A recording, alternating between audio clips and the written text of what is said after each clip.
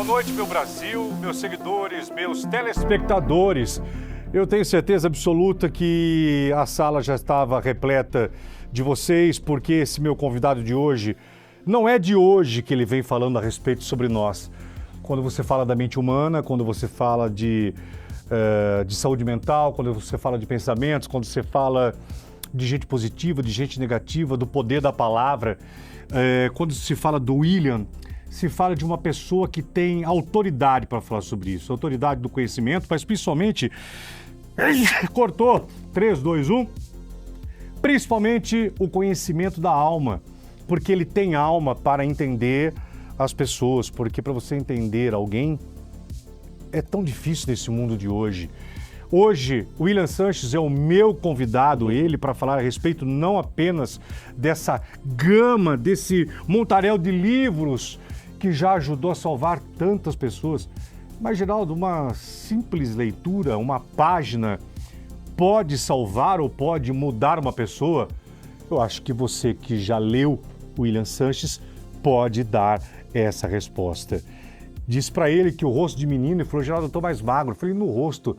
Por que que o teu rosto tá mais jovem e com mais cara de menino? Bem-vindo! Obrigado. É o seu olhar amoroso de amigo. Não, não é. Você tá mais novo. Tô. Tá. É o amor. É o amor faz isso com a gente, rejuvenesce, né? Amor da vida, amor pelos livros, amor... Por tudo. Eu acho que é amor pelo teu propósito, pelas coisas que você tem vontade de fazer, você consegue realizar. Eu acho que aquela coisa de você sempre ter a força de recomeçar.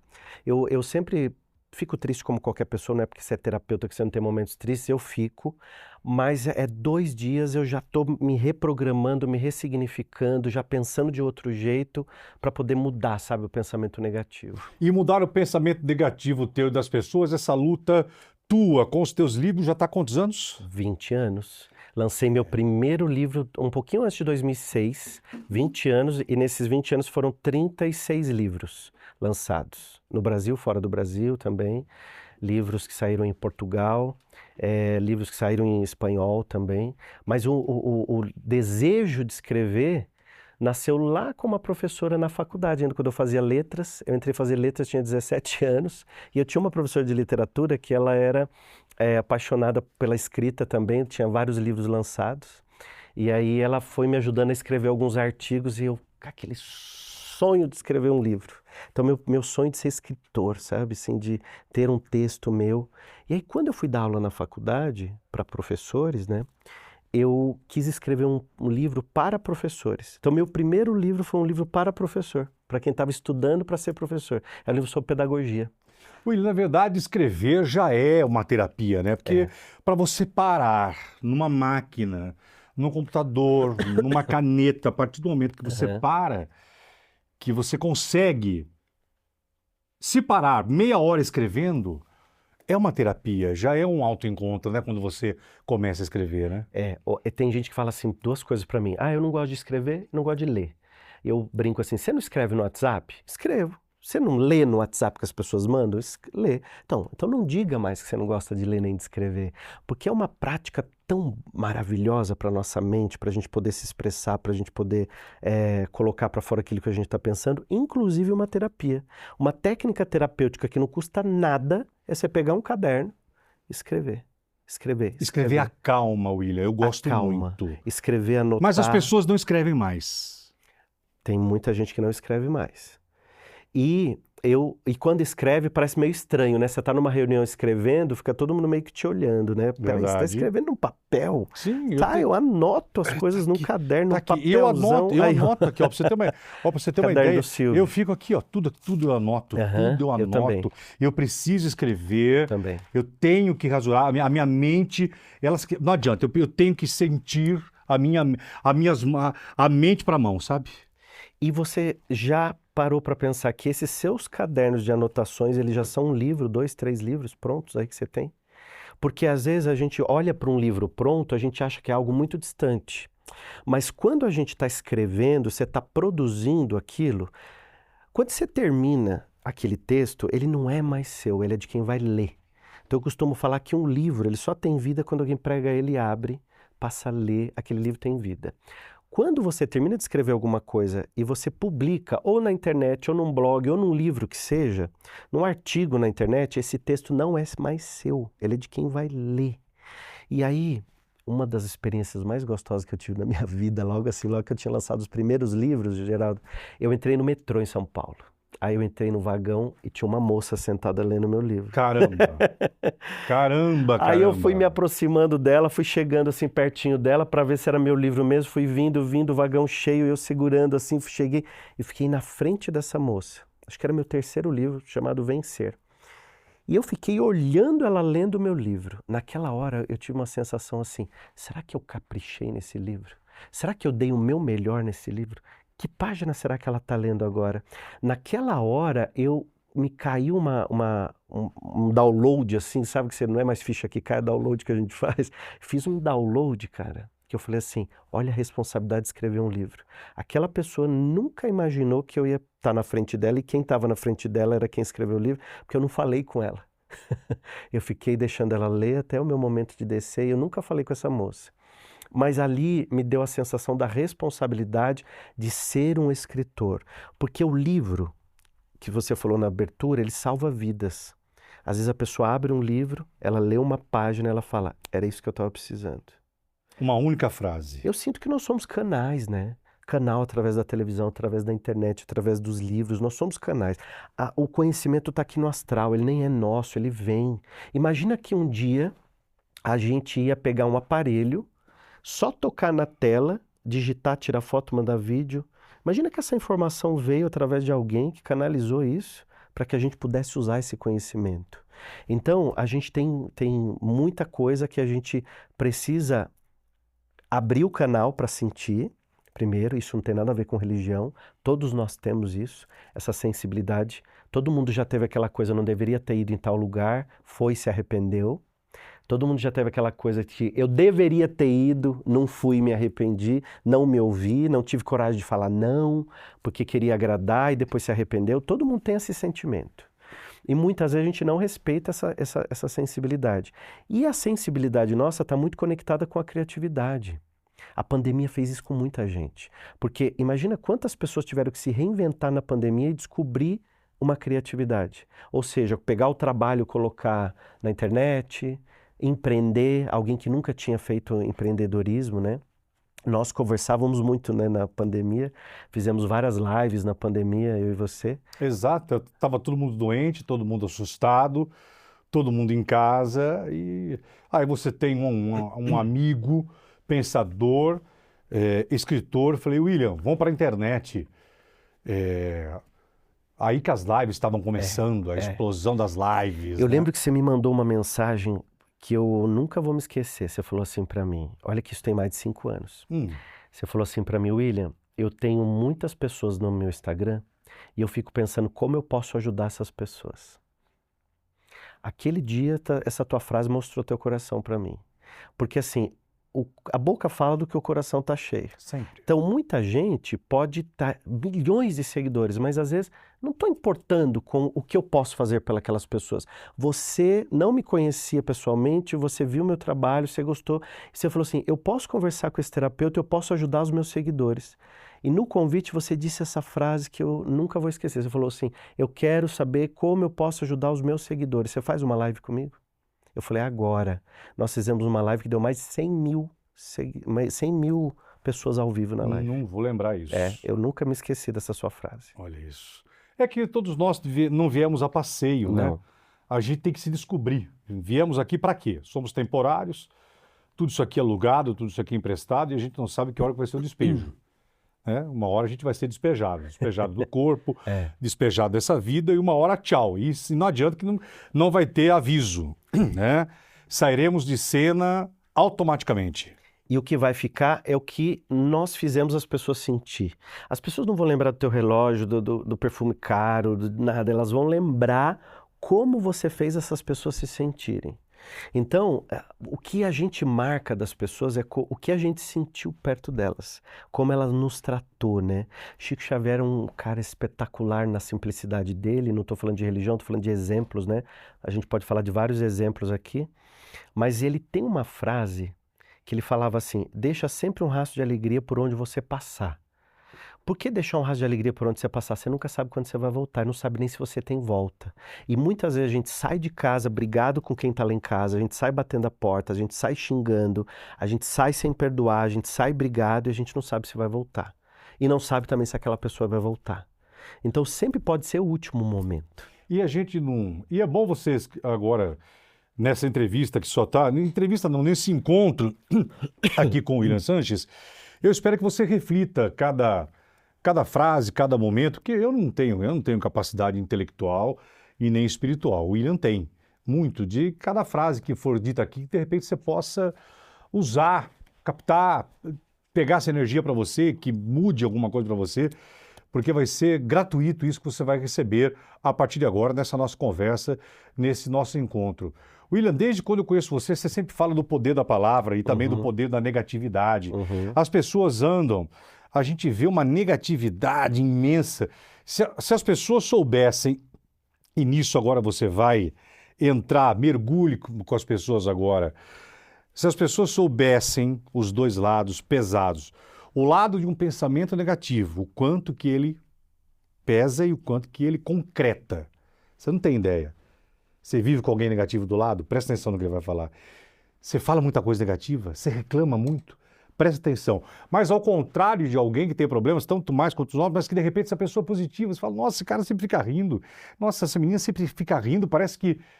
E aí, qual que é o poder? Por que a gente mais reclama? Por que a gente mais lambe ferida? A gente tem uma tendência muito grande de olhar mais para o negativo.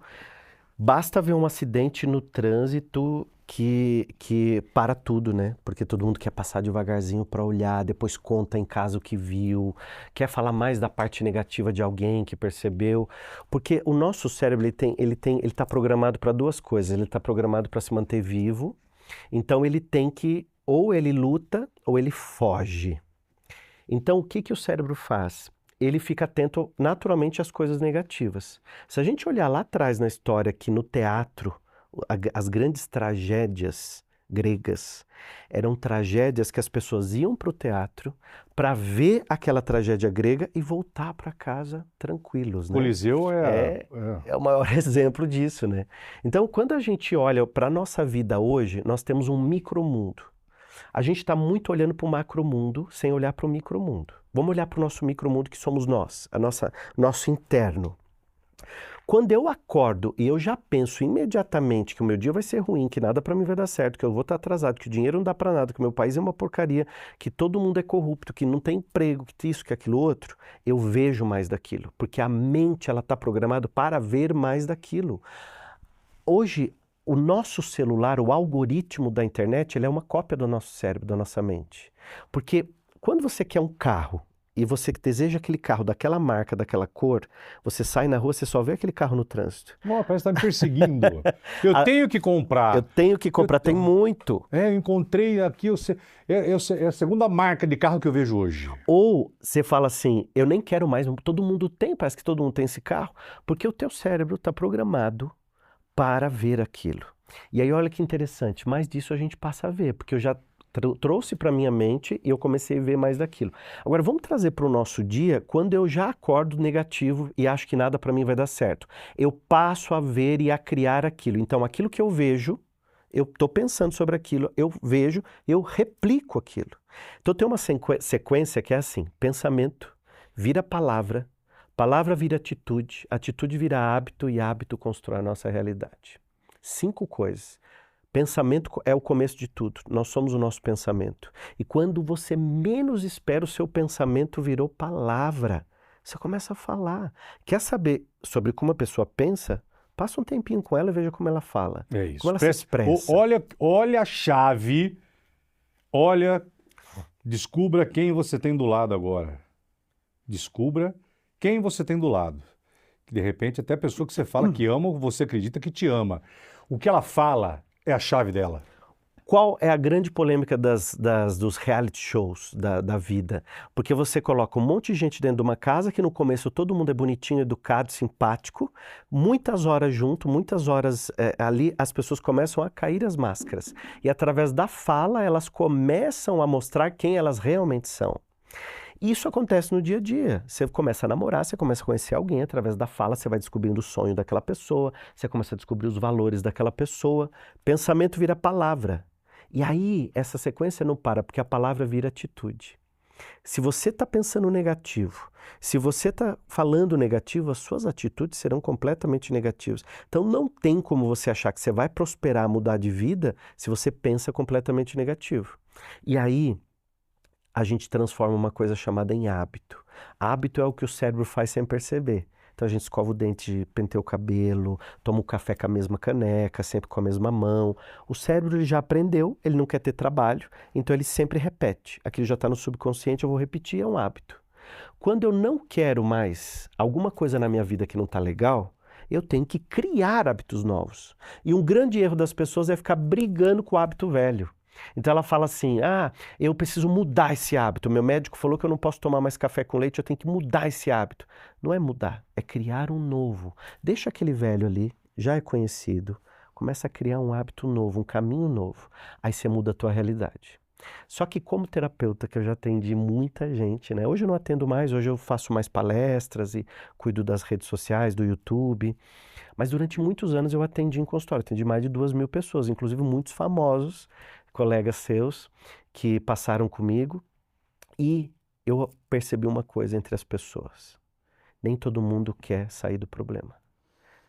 Quando você fala, nem todo mundo quer sair do problema. Pela força que não tem, pelo comodismo, porque aquilo que tem serve, reclama, mas isso aqui, olha, não sai disso, Deus me ajuda, que o que Deus toma de cobrança e de boleto que não é dele, porque Deus me ajuda, Deus não faz, a vida não gosta de mim, dá certo para todo mundo, mas para mim não dá. E tem outra que deixa a pessoa no comodismo ainda, que é assim, se Deus quiser, eu vou fazer, né? Se Deus preparar, eu faço. Então vai terceirizando. Quer um corte dessa aqui? Porque o pessoal vai me chamar de ateu e que eu não sou religioso. Isso é eu importante. Não uso isso, tá? Eu não jogo para Deus, não. Se Deus quiser, tá? Tem até uma pessoa aqui da equipe, aqui é você mesmo que tá tirando foto. A gente até discutiu já por causa disso, não foi?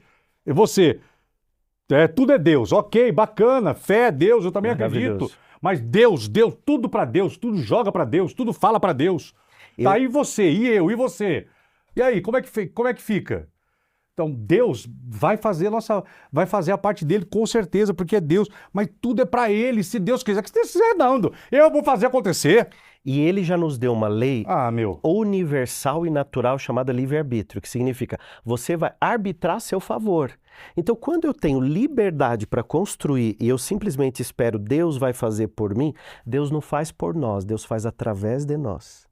Nós somos um canal de Deus na Terra. Tá. Para melhorar, evoluir, expandir, ajudar os outros e se melhorar. Então nós somos um canal de Deus. Deus por que não faz você falou por que tem nós. gente que não quer sair pegando? Tá. Olha, por que tem gente que não quer sair? Porque o problema dela virou o slogan dela. Tem gente que nós conhecemos que o problema dela é o slogan. Se ela perder aquele problema, ela não tem mais sobre o que falar. Ela até vai no terapeuta, ela até compra livros, ela até lê, ela até se interessa, mas no fundo ela não quer sair do problema. Por que eu estou dizendo isso? Porque eu já atendi centenas de pessoas que você faz um teste, assim. Tinha uma senhora que passava comigo, toda semana ela falava a mesma coisa. Depois eu quero que você faça um teste comigo, tá? Faço. Sobre o marido, sobre o marido, sobre o marido. E... O que é? O marido não presta? O marido não presta, o marido fez isso, e ela estava muito magoada, que o marido tinha traído, ela não conseguia perdoar. E aí já era a quarta, quinta sessão, eu disse assim, vamos fazer o seguinte, a senhora vai deitar agora na poltrona, eu vou fazer uma hipnose profunda, vou reprogramar sua mente e a senhora vai voltar sem lembrar de absolutamente nada. Ela disse assim, não, isso eu não quero, isso eu não vou fazer, não, de jeito nenhum. Eu falei, mas a senhora está a quarta, quinta vez que a senhora está me contando a mesma história. Vamos fazer o exercício que a senhora vai voltar sem lembrar de nada que te machuca. Não quero fazer. A grande parte das pessoas estão acomodadas no problema porque querem uma pílula mágica, querem alguma coisa só para aliviar, mas ela não quer resolver. Porque, às vezes, aquilo que está envolvendo ela é até o que conecta ela com a família. É o assunto que ela tem em comum com as pessoas. Mas, William, muitas vezes nos encarar não nos dá medo? Para você mudar, você tem que se encarar. Para você mudar, você tem que olhar para dentro de si e ter coragem. Coragem não no sentido de esquecer o medo, mas no sentido de enfrentar esse medo. Porque o medo a gente vai ter. Só que quando eu tenho alguma coisa em mim que não está legal, eu tenho que ter a coragem de olhar para mim e falar assim, eu não quero mais ser desse jeito. Eu preciso aprender a falar não para o mundo, porque nós fomos educados para falar sim para todo mundo. Nós somos educados a agradar, nós somos desde criança. A criança chega pequenininha e aí ela fala não, naturalmente. Aí o pai fala, ó, beija a tia. A criança fala, não quero, porque não quer beijar, não quer aquela cara da tia, né? A tia, vem aqui, deixa eu beijar você. Não quero. O pai fala, você tem que beijar, beije. A gente aprende muitas vezes que a gente não pode falar o que realmente a gente está pensando, o que realmente a gente quer, e a gente começa a falar sim para o mundo. A gente aprende desde pequeno a não falar as coisas que a gente está sentindo.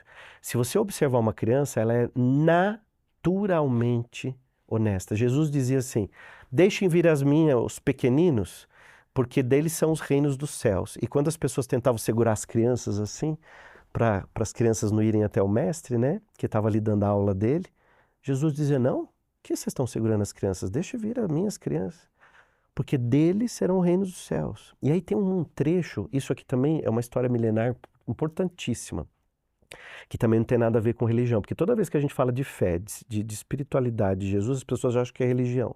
Você pode pegar a parte histórica, você pode aprender as histórias milenares, trazer para a tua vida e para a tua atualidade, sem envolver religião. Religião é o rótulo da garrafa, espiritualidade é o conteúdo. Então não importa o rótulo que você use, não importa o rótulo que você tenha. Jesus, no Monte das Bem-aventuranças, uma das coisas que ele fala é assim, bem-aventurados puros de coração, porque eles verão a Deus. Bem-aventurado significa feliz, né? Feliz aqueles que serão puros de coração. E aí a gente olha de novo para as crianças e olha para o nosso emocional. Se eu estou com o meu emocional, com raiva, com ódio, com culpa, com arrependimento, com comparação, que hoje o que destrói a humanidade não é a ansiedade. Hoje a Organização Mundial da Saúde fala muito da ansiedade, mas o que destrói a humanidade não é a ansiedade, é a comparação. Antes a gente se comparava com o vizinho, os nossos pais se comparavam com o vizinho, com o parente.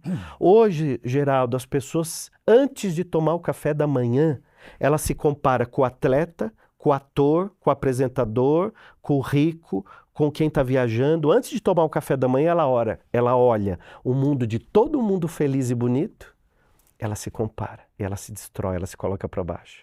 Mas nem todo mundo está feliz, né? Aparentemente, né? O que as pessoas mostram na rede social, 98%, quase 99% é um palco bem montado de bastidores que elas não querem mostrar.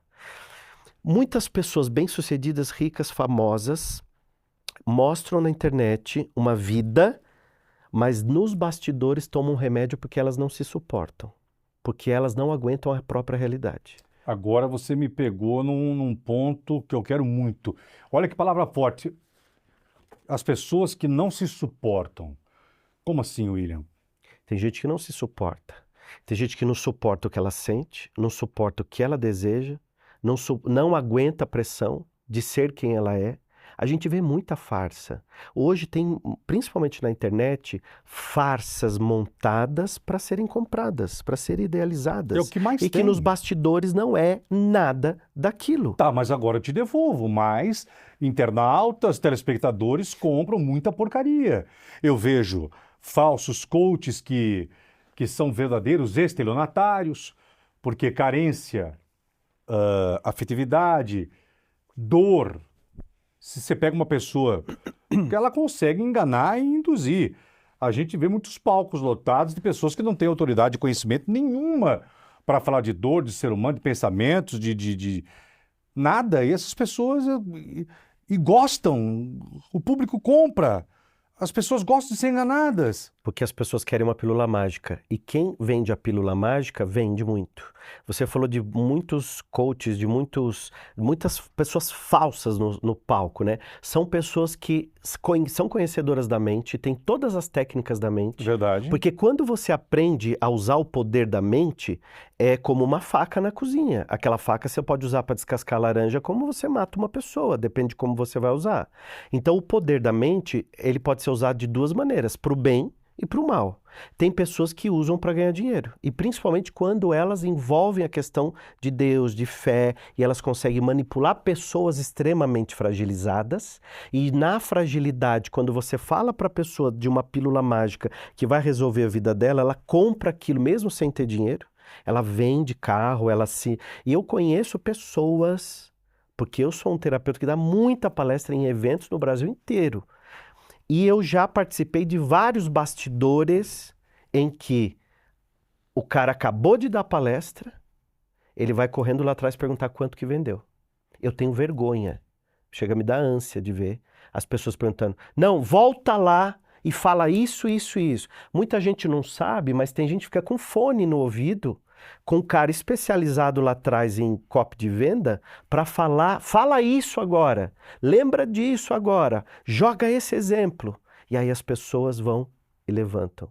Colocam na plateia pessoas estrategicamente distribuídas para levantar correndo, para fazer o efeito manada. Porque a pessoa fica assim, peraí, tá todo mundo levantando e comprando e eu não vou comprar? Eu já vi isso em palco, em bastidor, pessoas fazerem. Eu nunca consegui fazer isso e nunca vou fazer. Porque existe uma coisa que eu aprendi chamada lei de ação e reação. A lei de ação e reação é tudo que você faz volta para você. Quando você tira o dinheiro de uma pessoa fragilizada, como uma pílula mágica que vai resolver a vida dela, e você não ajuda aquela pessoa, a volta desse dinheiro ele não é bem-vindo para você. Eu quero discordar de você, assim, de uma série de coisas agora aí, porque a picaretagem tá tão forte, né?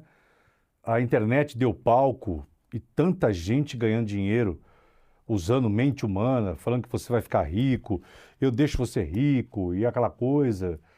Eu quero assumir, eu quero entender a minha fragilidade, eu não quero fugir dela. Eu não quero ficar frágil eternamente.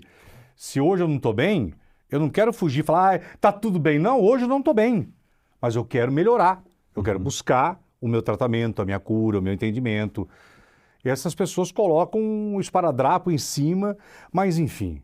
Eu acho que eu tô descrente demais de ter visto 2, 3 cafajestes ganhando muito dinheiro, induzindo as pessoas de forma religiosa, de forma de se ganhar dinheiro e ficar milionário, e não é assim que vai ficar, porque você, com 31 livros. 36. 36. 36 livros. Então os 36 foi primeiro livro, segundo, terceiro. Não foi foi- primeiro, não. 10º segundo? Não. Não. Demorou 36 obras, Mais de 20 anos. mais de 20 anos.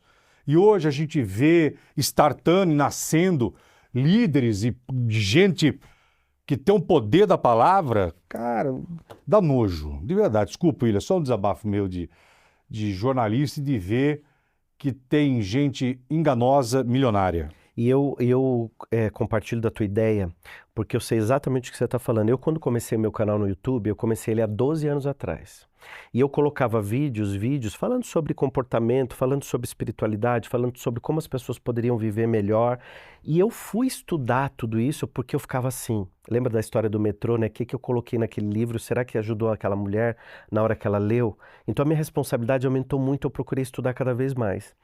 E aí eu olhava alguns canais e aí eu fazia a comparação comigo. Ela quase me destruiu, a comparação quase me fez parar. A comparação quase me fez desistir da minha missão. Porque eu colocava vídeos e eu olhava às vezes canais assim, de humor, de piada, milhões de visualização. E o meu que eu falava de comportamento e espiritualidade, 200, 300 visualizações. E eu continuei colocando vídeo, eu continuei fazendo vídeo, eu continuei fazendo as coisas. E aí as pessoas me encontravam e falavam assim, William, eu queria te falar uma coisa. Sabe um vídeo que você colocou assim? Aquilo me ajudou, mudou minha vida. Quando entrou a pandemia, eu tinha, eu acho que 100, 200 mil seguidores, mais ou menos, na época, quando entrou a pandemia. De um dia para o outro, crescia mais de 100, 200, 300 mil. Na hora do desespero, as pessoas procuraram aquele tipo de conteúdo, inclusive muitas pessoas famosas vinham assistir com outros com perfis fakes muitas vezes, para não aparecer, para não colocar o nome, mas vinha consumir esse tipo de conteúdo. E esse tipo de conteúdo foi assim, muito consumido para que as pessoas se ajudassem naquela hora de desespero. Mas na hora que está tudo bem, tudo volta ao normal de novo, e as pessoas vão esquecendo do nosso interior. Então eu pude ao longo desses anos ter essa percepção. Muitas vezes o que nós fazemos, duas percepções interessantes, muitas vezes o que nós fazemos, ela é uma missão e ela é um trabalho de formiguinha, mas também tem os momentos que as pessoas vão precisar assistir, ler e ouvir, e cada pessoa é de um jeito. Na pandemia foi algo surreal, porque todo mundo precisou ao mesmo tempo. Hoje não. Hoje é uma pessoa que acordou triste, que vai procurar um vídeo lá, vai descobrir um vídeo do William Sanches, vai assistir, vai melhorar, às vezes indica para uma tia, para uma avó, para um irmão que está precisando. Mas a gente não pode parar por conta dessas pessoas, porque a gente tem uma sensação de que o mal é a maioria, mas não é. Gente do bem é a maioria. Todos os dias saem mais pessoas para trabalhar, todos os dias saem mais pessoas em busca dos seus sonhos, todo dia saem mais pessoas para cuidar dos seus animais, dos pets, todo dia saem mais pessoas do bem. Então hoje mesmo de manhã saiu mais gente para trabalhar do que para roubar, do que para sequestrar, do que para maltratar. Só que a gente vê mais o negativo. Porque dizem que o negativo tem um marketing muito bom, né? E às vezes a gente tem a sensação de que o mal é a maioria, mas não é, o bem é a maioria. O bem atrai o bem, o mal atrai o mal. Na questão de me diga quem tu andas, que eu te diz quem é, aquela coisa toda, né?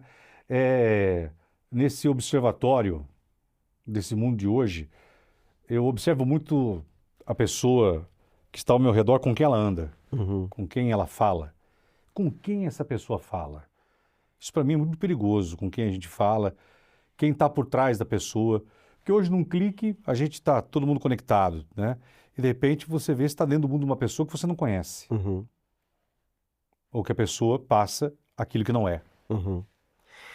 Então, eu sinto que hoje as pessoas elas estão com muitos contatos, mas pouquíssimos amigos. Antes a gente tinha só amigos e alguns conhecidos. Hoje você tem muitos contatos. Mas na hora que você está lá precisando de uma conversa, de um áudio, Ninguém. de uma ligação, dá para contar na palma de uma mão. Ninguém. 1, 2, que você pode. Aí tem um teste de vida, né? Que é a roda gigante. Quando você está lá em cima, tem muita gente perto de você e tal. Quando você está lá embaixo, desaparece todo mundo, o telefone não toca mais, as mensagens não são mais visualizadas. Então, a gente sabe na vida quantas vezes nós passamos por esses momentos, né? Eu tive momentos na minha vida que eu estava na roda gigante aqui em cima, a roda gigante foi girando, e quando eu estava aqui embaixo, eu experimentei o silêncio do telefone. O telefone não toca. Você não é convidado, e você continua trabalhando. Aí você vem de novo aqui em cima. Aí você recebe aquela ligação, né? Cara, lembrei de você tá sumido. Geraldo, a primeira vez que eu lancei um livro, eu tinha uma expectativa de que os meus amigos todos iam. E essa expectativa foi no segundo livro, no terceiro livro. E eu murchava igual um balãozinho assim, porque eles não iam no lançamento. No quarto, quinto livro, eu passei a não esperar mais por essas pessoas. Falamos juntos, essa conexão nossa. Passei a não esperar mais. Foram 36 livros. Tem pessoas que até hoje nunca foram no lançamento de um livro. E pessoas que eu considero como amigos, irmãos. Porque a gente sabe a importância que é você ser... prestigiado. Você já esteve no lançamento de livro meu, você prestigia. Você sabe o quanto você é importante naquele momento. Não é em todos que você pode ir, mas sabe, quando você aprende a aplaudir o sucesso do outro, você já está construindo o quintal do teu sucesso. Isso. Porque se você olha e fala assim, quando eu lancei um dos meus primeiros livros, eu estava na faculdade lá com uma colega minha, ela pegou meu livro assim, folheou, falou assim, tô olhando teu livro aqui, o teu livro é pro povão, né?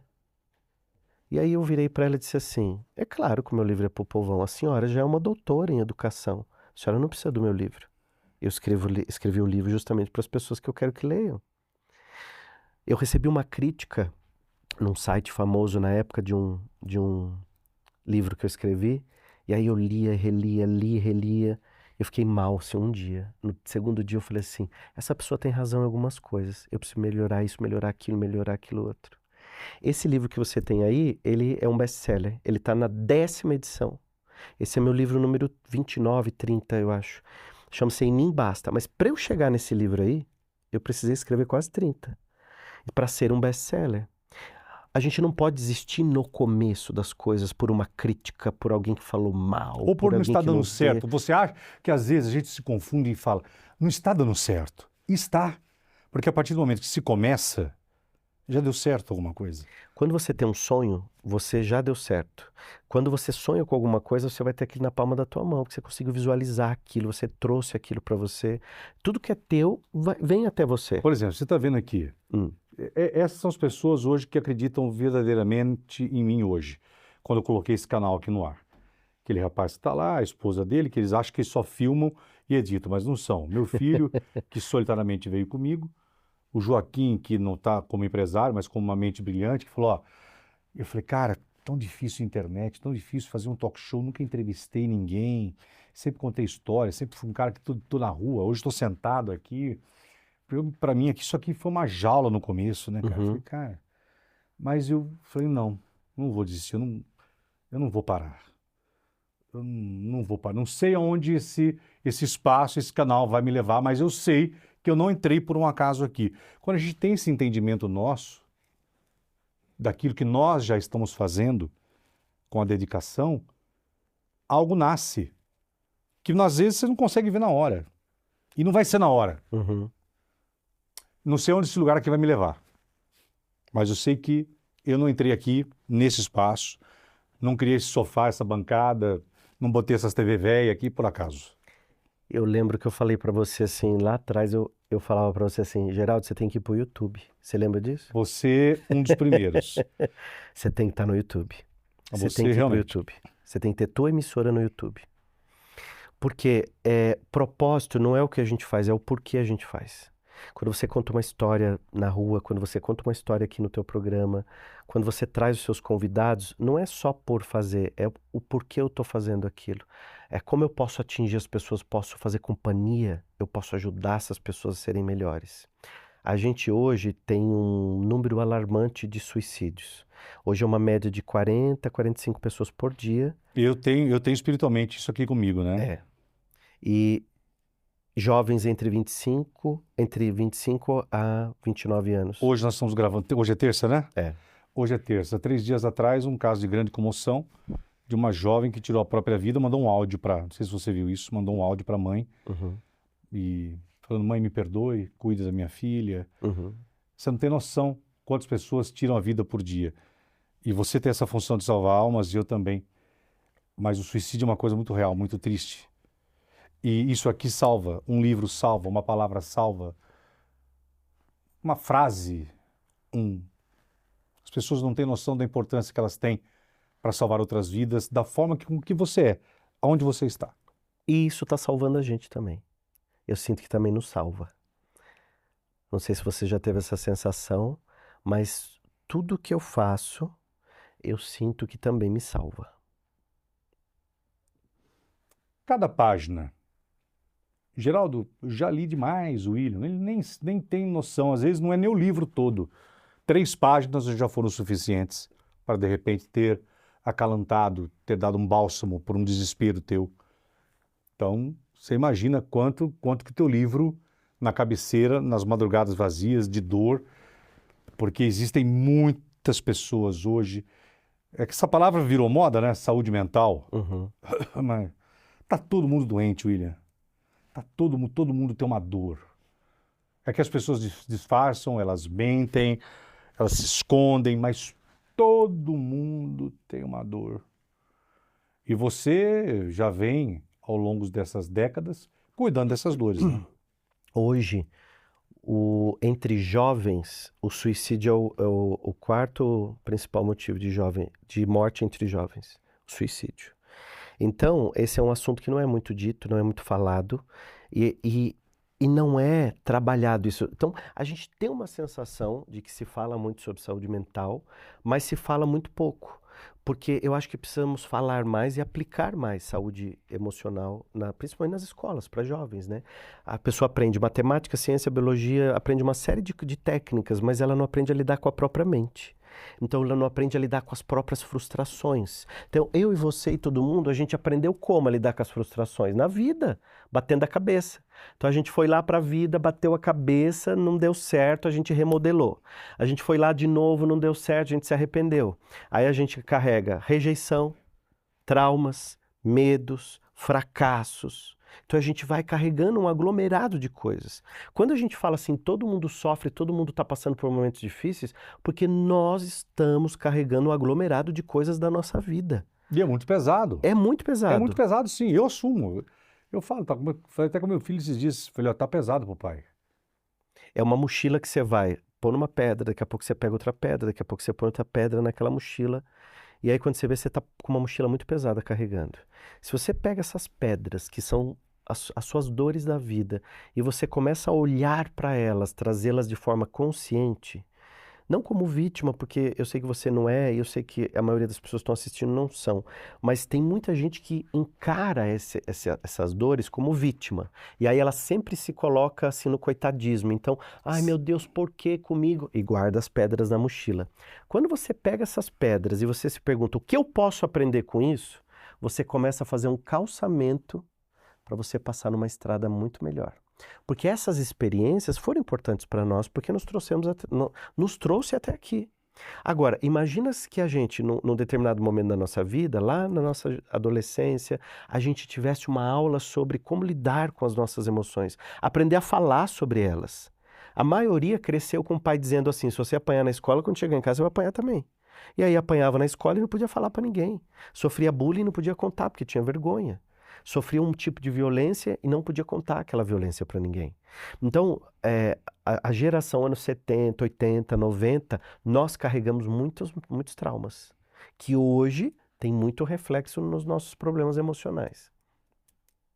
Nós vamos falar a respeito das crianças, mas a gente vê filhos hoje muito fracos, né? A gente vê uma garotada com uma fragilidade emocional, tanto de ouvir o não, quanto da convivência, de frustração. Ensina o teu filho o não, que muitas vezes não vai dar certo. Avisa, ó, já vai avisando, hein? Né? Não vai dar, e vai quebrar a cara. E vai doer? Vai, pra caraca. Vai doer e vai sangrar. Não disfarça. Quem sou eu para falar? Mas estou falando aqui um cara que faz isso, de encarar. Mas hoje é uma fragilidade hoje dessa molecada muito grande, né? E você sabe que na hora que ele quebra a cara, que vem a dor pesada, ele não sabe o que fazer com aquela dor, ele comete suicídio. Porque outro dia eu terminei uma palestra, um pai veio me abraçar no final. Falou, William, faz 3 semanas que eu viajei com a minha esposa, meu filho de 15 anos ficou em casa. A namorada terminou com ele por mensagem, ele pulou do 7º andar. Eu sou culpado porque eu viajei. Falei, não, você não é culpado porque você viajou. Então a gente já sabe que a culpa não é a viagem. A culpa é como tudo aquilo aconteceu e principalmente o por não saber lidar com a frustração, com a rejeição, com o medo, com o que vai ser de mim agora, o que vai ser minha vida sem aquela namorada. Então, se comunicar, que muitas vezes também não pode falar sobre a dor, não pode falar sobre o que está sentindo. Pela vergonha. A vergonha porque a gente ouviu muito, homem não chora, engole o choro. Quando a gente ouve homem não chora ou mulher não chora, engole o choro, você não pode ser fraca, você tem que ser forte, você tem que ser dura. Você não está engolindo o choro, você está engolindo uma emoção que você não coloca para fora e não aprende a colocar. E você vai guardando. Então, toda vez que você guarda aquilo, tem muitas dores que o cérebro ele finge esquecer porque ele não sabe lidar com aquilo. Então é como se ele apagasse. Mas lá dentro do subconsciente aquilo está existindo. Então às vezes você tem uma mania, você tem uma coisa, você tem uma dificuldade de dormir, ou você tem uma outra, que são traumas muitas vezes de infância que estão no seu subconsciente. O fortalecimento do teu emocional, ele é importantíssimo. É como você vai para a academia treinar musculatura, você treina musculatura emocional. É uma educação emocional que a gente aprende desde muito cedo. Então, assim, como eu vou lidar com os nãos? É a polaridade. A vida não tem só sims. A vida tem nãos. A vida não tem só o quente, tem o frio. A vida não tem só o claro, tem o escuro. Então a gente precisa aprender a polaridade da vida para aprender a lidar com elas. E isso é desde pequeno, desde sempre. E mostrando os dois caminhos, né? Os valores são extremamente importantes, porque quando a gente começa a ouvir a pessoa, a gente vê os valores que ela tem. E isso independe daquilo que você acredita, os valores pela vida, o valor pela vida do outro, né? A gente não tem nada mais difícil e nada mais pedido por toda a humanidade que não seja amar e respeitar os outros, né?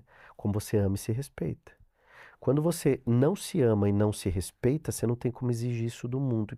E principalmente dar isso para o mundo, né? Porque se eu olho para o espelho hoje, vou fazer uma pergunta. Se a tua vida for o reflexo daquilo que você pensa diante do espelho, como que é a tua vida? Você olha no espelho de manhã e a tua vida é o reflexo do que você pensa diante do espelho sobre você. Que vida que você está construindo? O espelho, ele foi feito para se amar. O espelho foi feito para a gente se amar.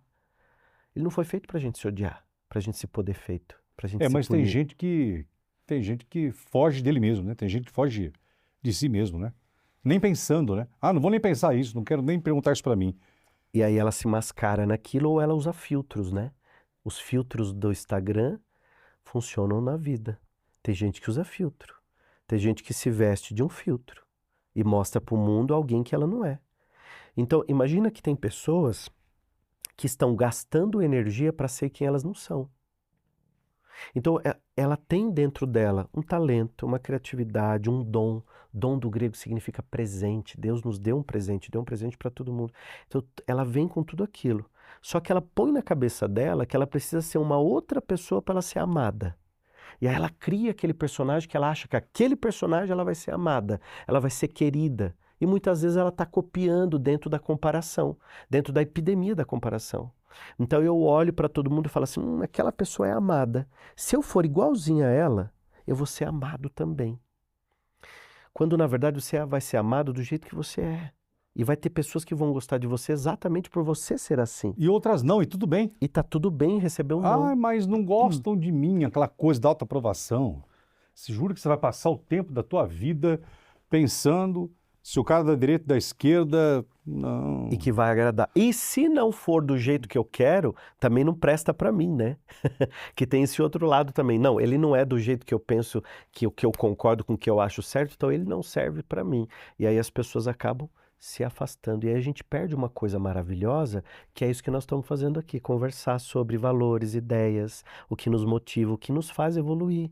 Porque não é concordar com todo mundo, mas é conversar sobre. É assim que a gente cresce, né? Eu estava hoje de manhã fazendo a barba para vir aqui, porque eu precisava vir bonitinho fazer o podcast com o Geraldo, né? E aí eu fui de manhã fazer a barba, e eu estava fazendo a barba, e eu estava ouvindo a conversa do outro barbeiro aqui com outro rapaz. E o rapaz estava fazendo a barba, estava assim, e aí, cara, em quem você vai votar, hein? Aí o outro respondeu assim, não sei, tá muito difícil. Aí o outro disse assim, é muito melhor não votar e depois pagar a multa. Eu fiquei pensando naquilo, quantas pessoas estão assim.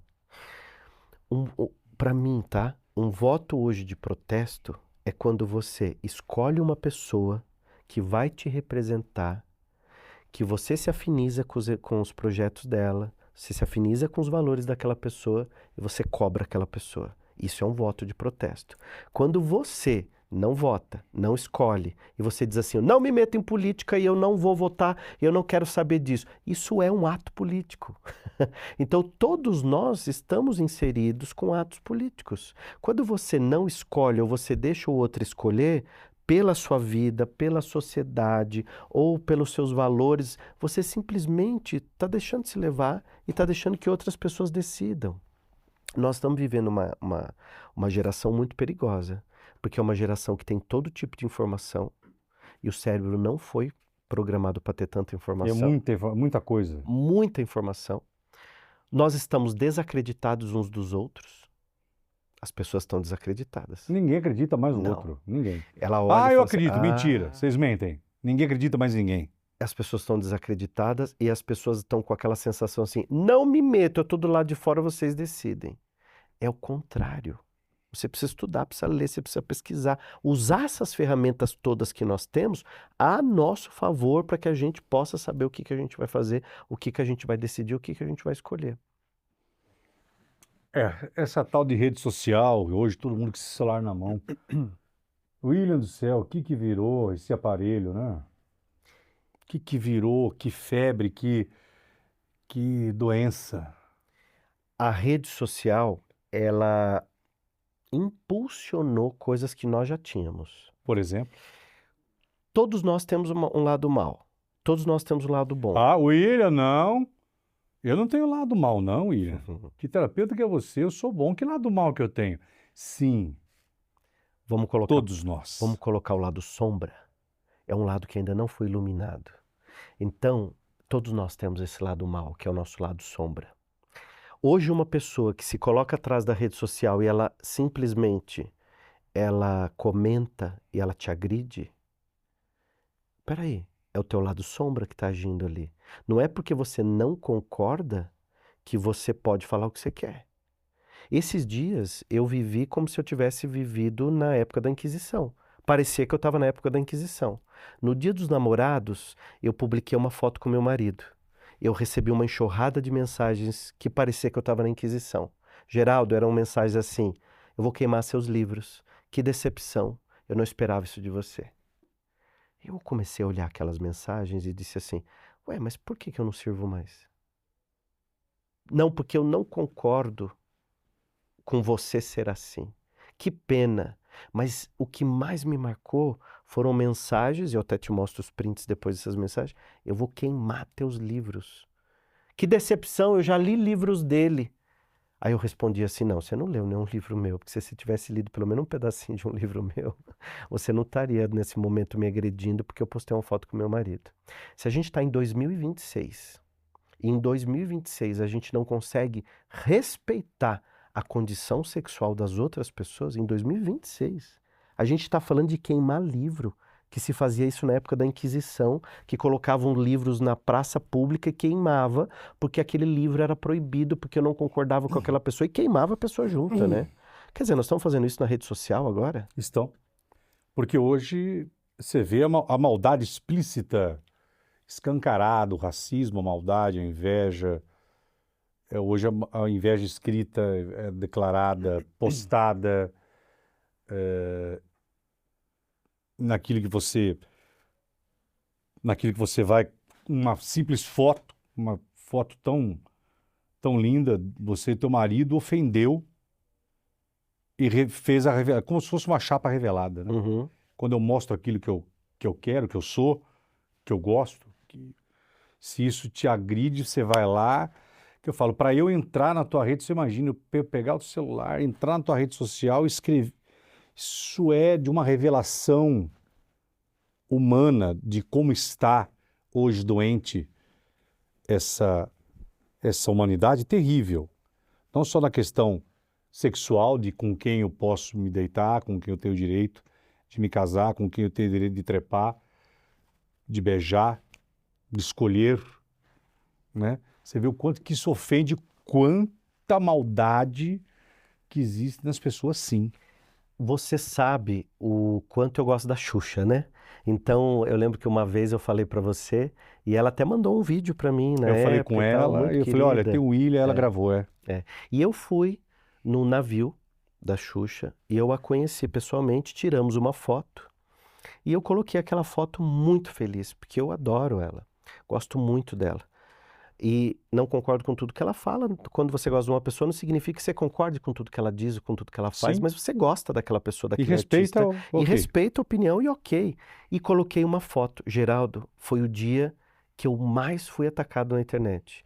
Eu recebi mais de 2.000 mensagens, entre elas mensagens tão pesadas de pessoas dizendo assim: se você tem um sobrinho, William, você apoia uma pedófila deixando de te seguir.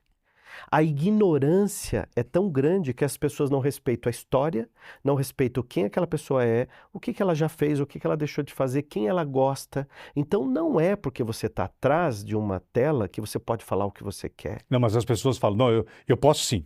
Eu posso. Eu posso ir. Só que hoje existem leis, né?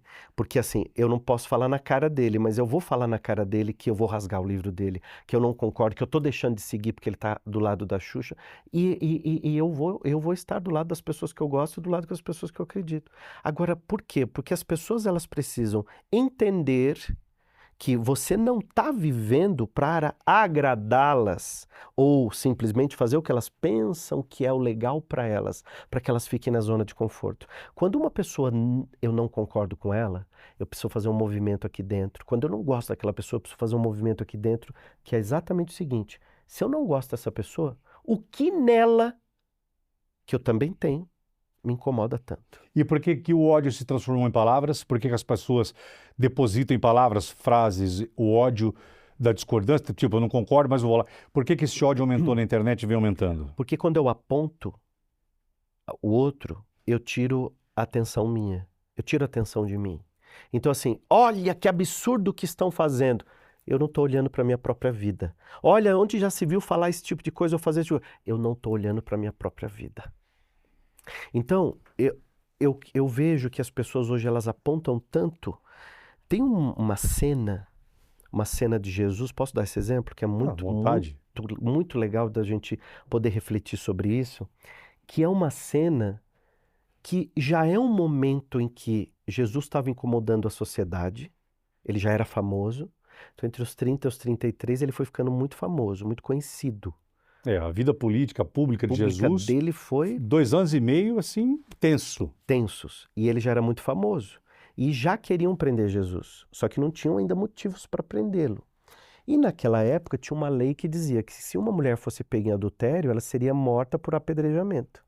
Então, aquele grupo que pega uma mulher para ser morta por apedrejamento, levam até Jesus com a seguinte ideia: vamos levar até Jesus, porque se Jesus ficar do lado da mulher, ele está indo contra as leis da época e a gente prende ele.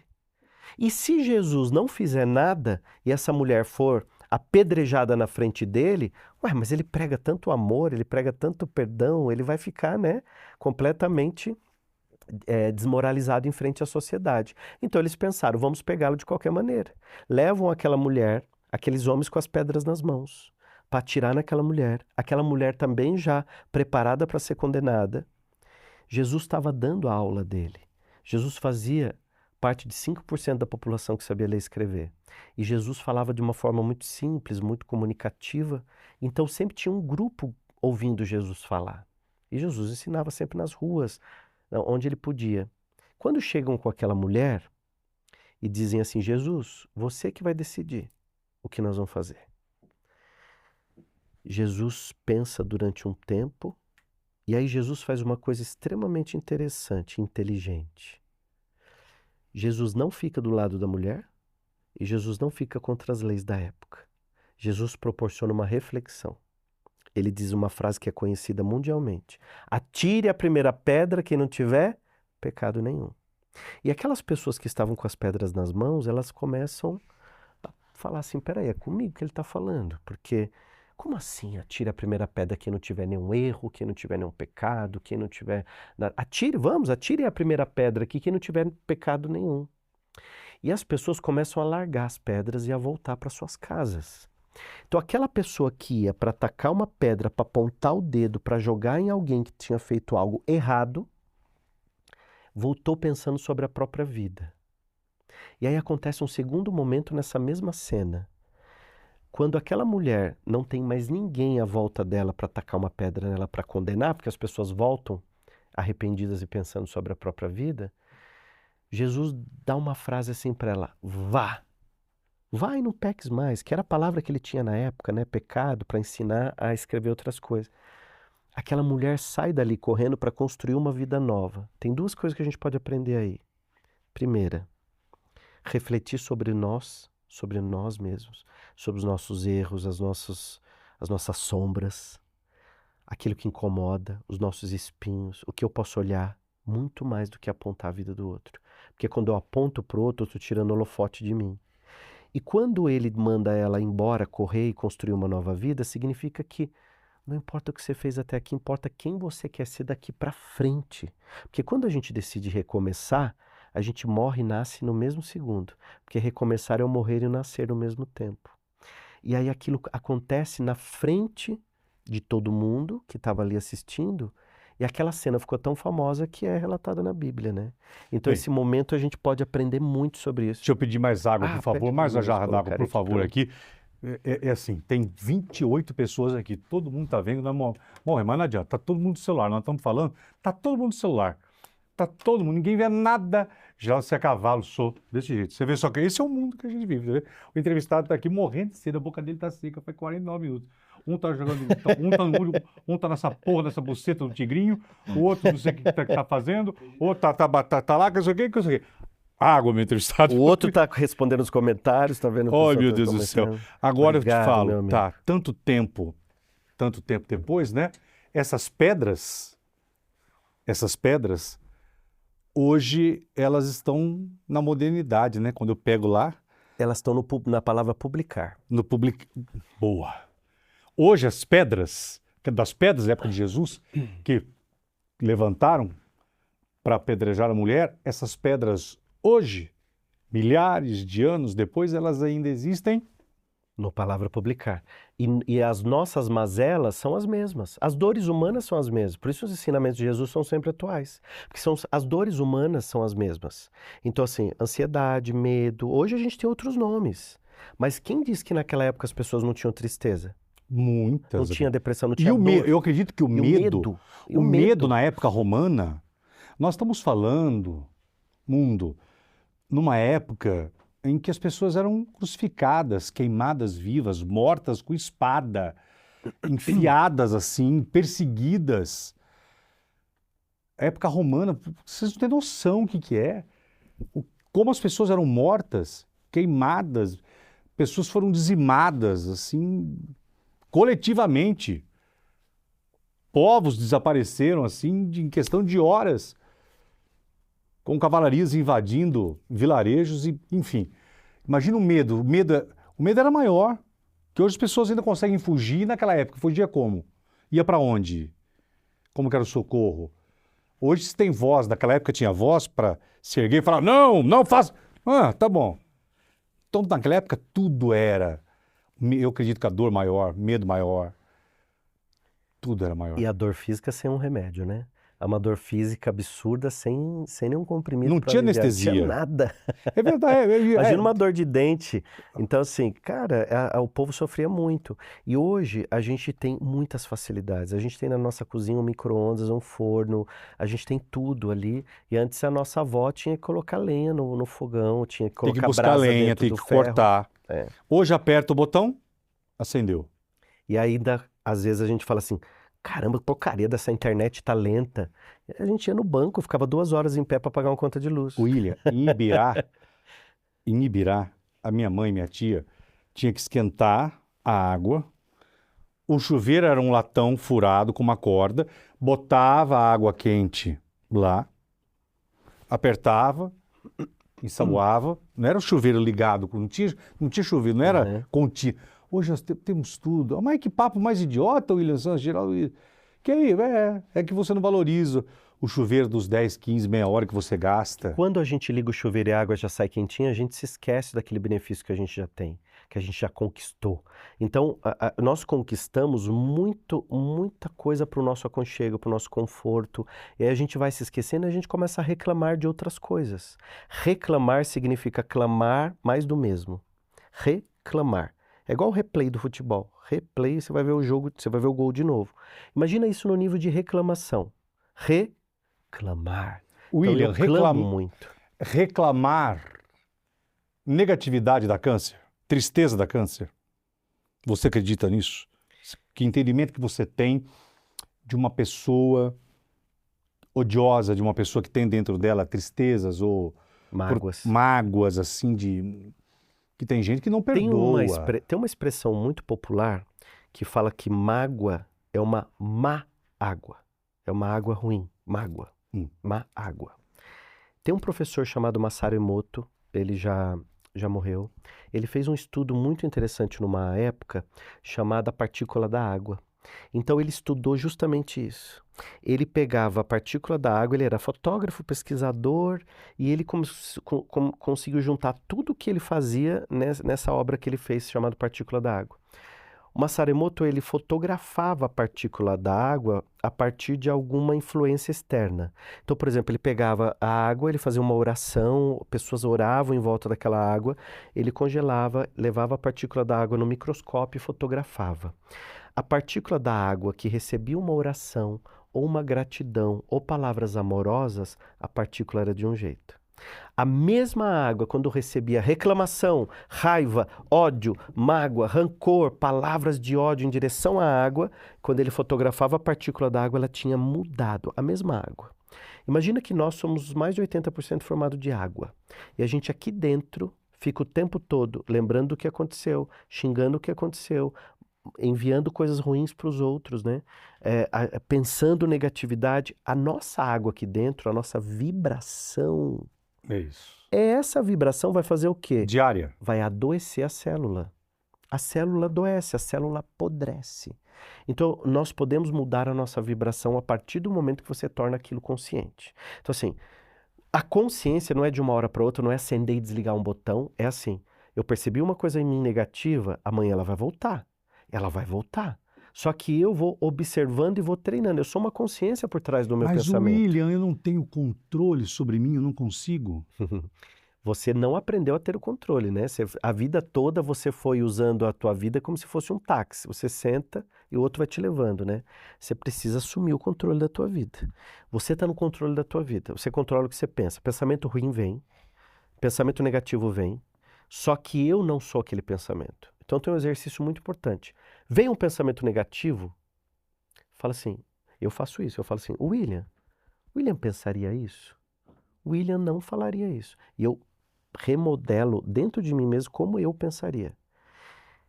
Existe um pensamento dentro da gente que chama-se pensamento rei. Eu criei essa metáfora até para as crianças com a turma da Mônica, para elas entenderem que o pensamento rei é o que manda na tua cabeça. Então, o que é o rei? O rei, ele senta num trono, ele dá ordem para todo mundo e ele manda. Então, o pensamento rei, ele é o pensamento que está no comando da nossa mente. Todos nós temos um pensamento rei. Esse pensamento rei pode ser de escassez financeira, pode ser de escassez no relacionamento, pode ser de raiva de alguém. Tem gente que saiu de empresas que até hoje ela está falando dessa demissão. Você conta a pessoa te conta, você fala assim, mas quando foi? Foi agora? Ela fala, não, tem 6 anos que eu saí. Tem 6 anos que essa pessoa está falando do tempo que ela foi demitida. Mas ela não lembra quantos anos ela trabalhou, quantos salários ela recebeu, quantas coisas ela comprou com aquele salário, quanto ela construiu na família dela. Às vezes trabalhou 20 anos naquele lugar, mas ela está falando só do momento que ela foi demitida. William, mas você não sabe o que a minha irmã me fez. Por isso que eu não perdoo a minha irmã. Você não conhece a minha dor, William. Não vou perdoar mesmo. Vai pro caixão. Quantas pessoas que vivem...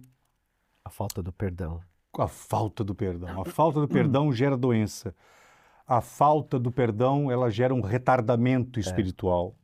O perdão, a parte do perdão, ela já foi falada lá atrás no budismo. Depois, Jesus, ele fala muito sobre o perdão. Ele não choca tanto quando ele fala para amar. Ele choca a sociedade quando ele pede para perdoar. Porque a sociedade estava acostumada com a lei olho por olho, dente por dente. Então, se alguém me fizesse alguma coisa, eu podia devolver na mesma moeda.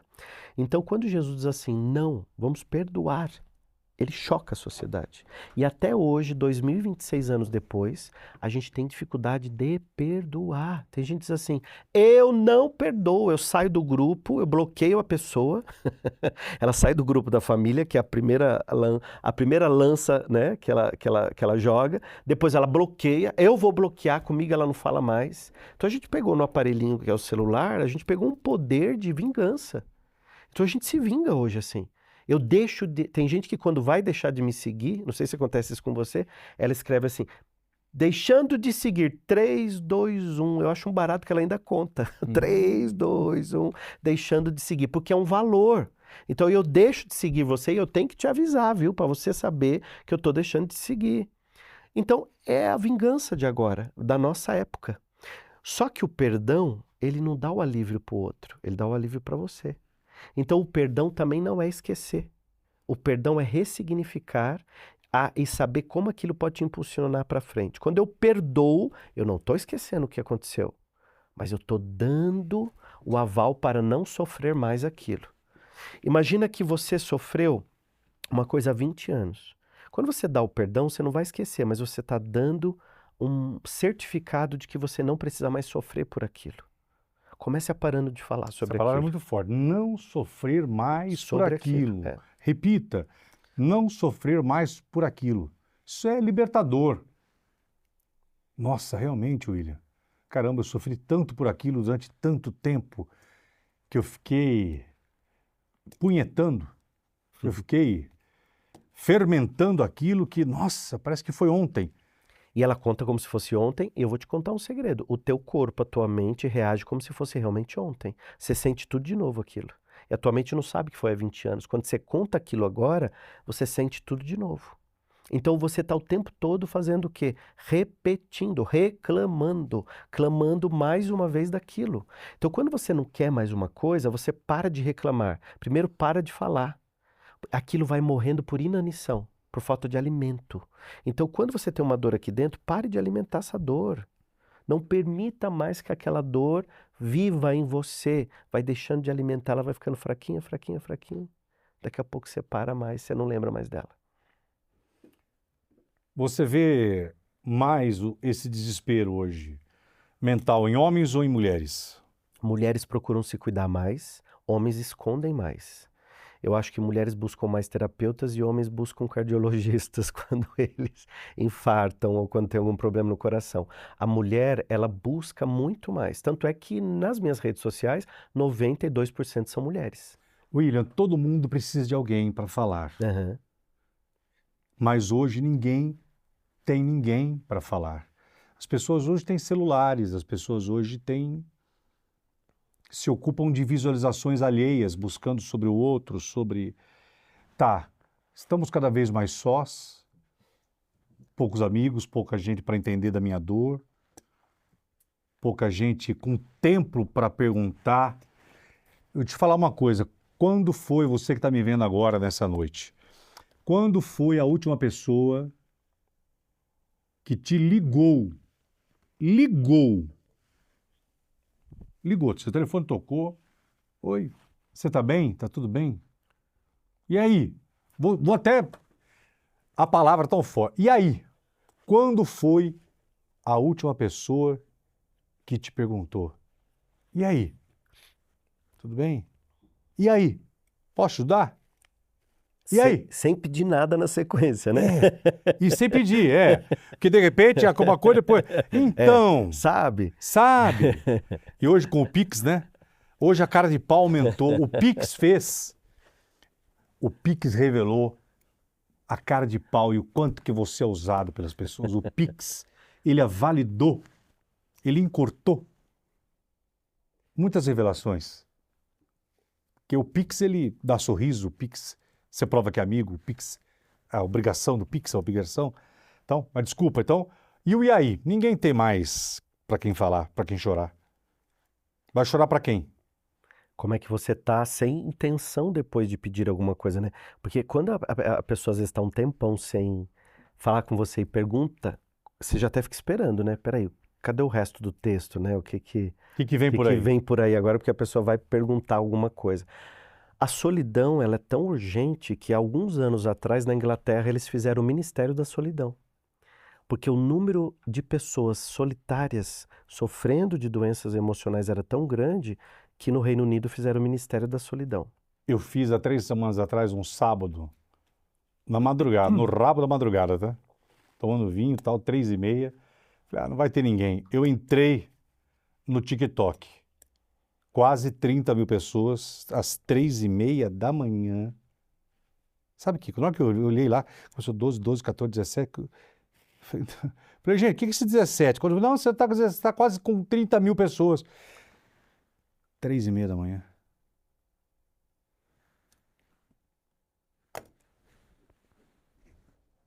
Falei, tá. Aí falei, quase 30 mil pessoas com um aparelho nas mãos.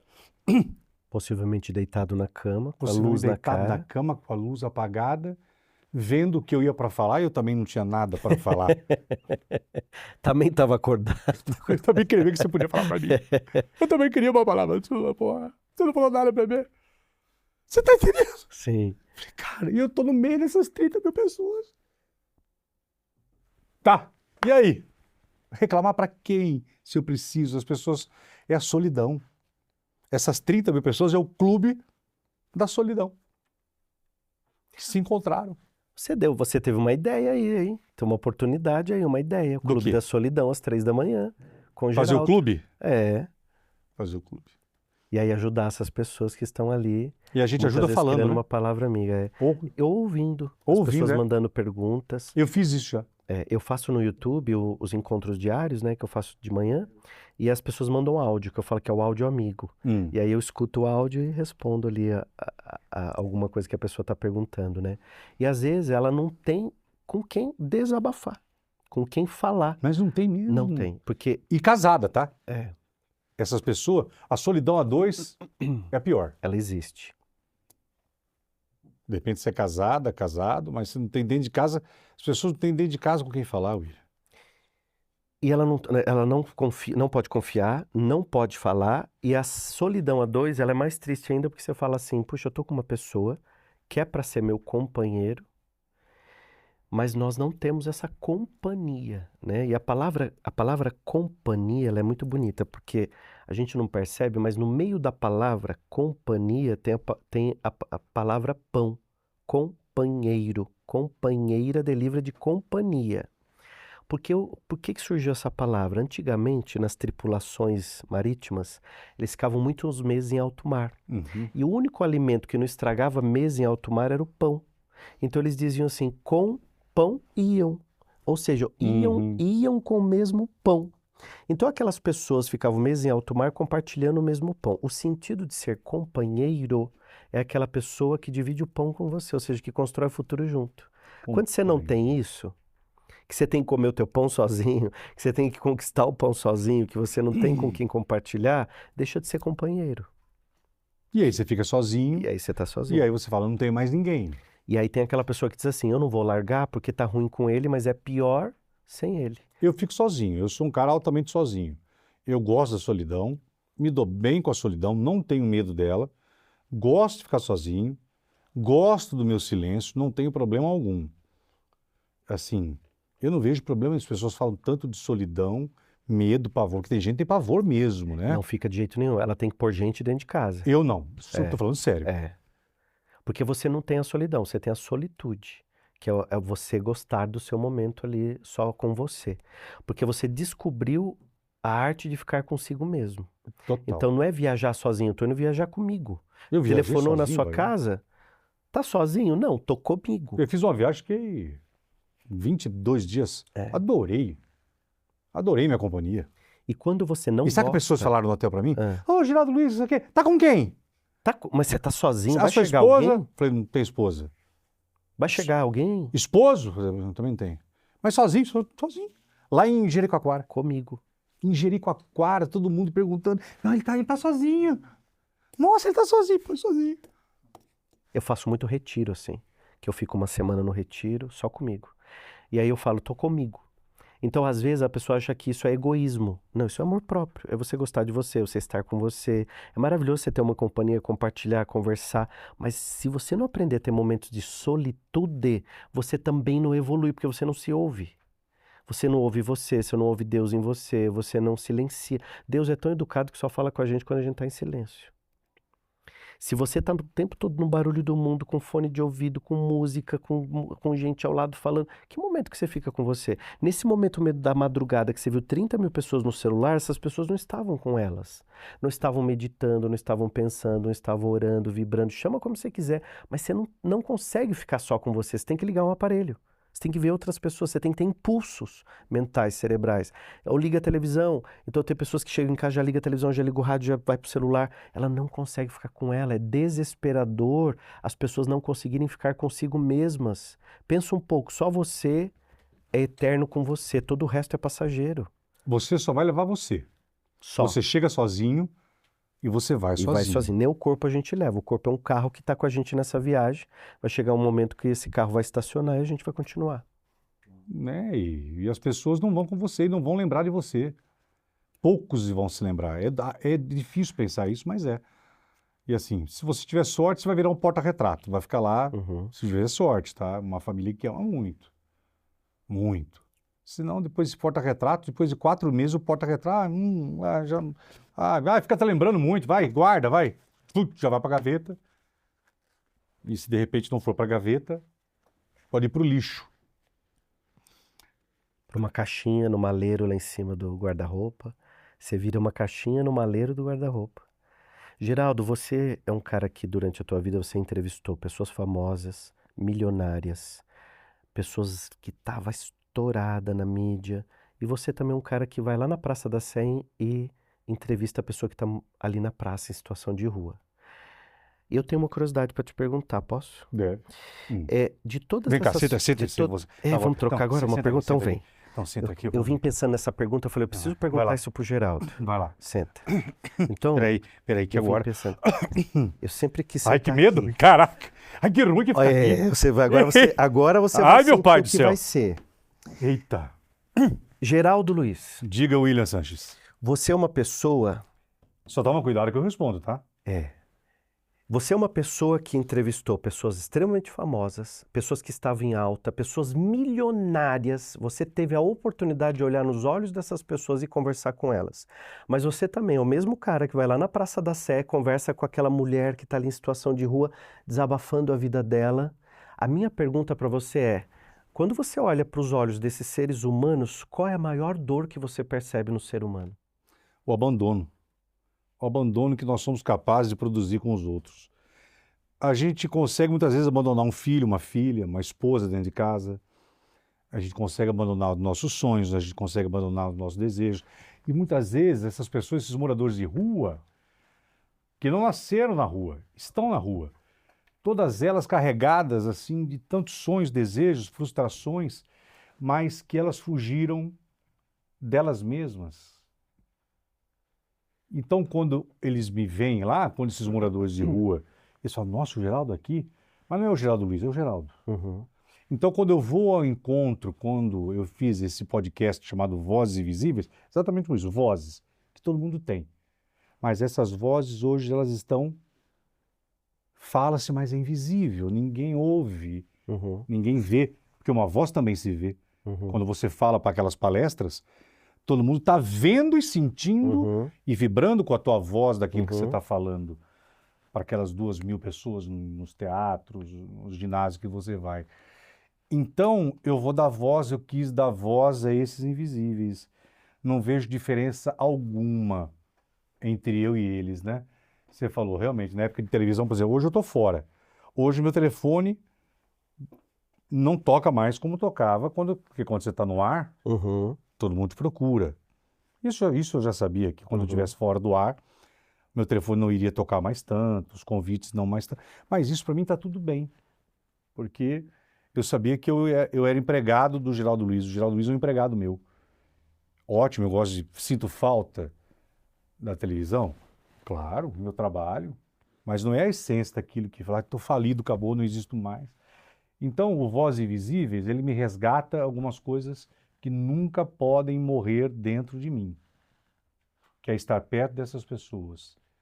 Eu nasci no rádio por causa disso. O rádio me trouxe perto dessas pessoas na época.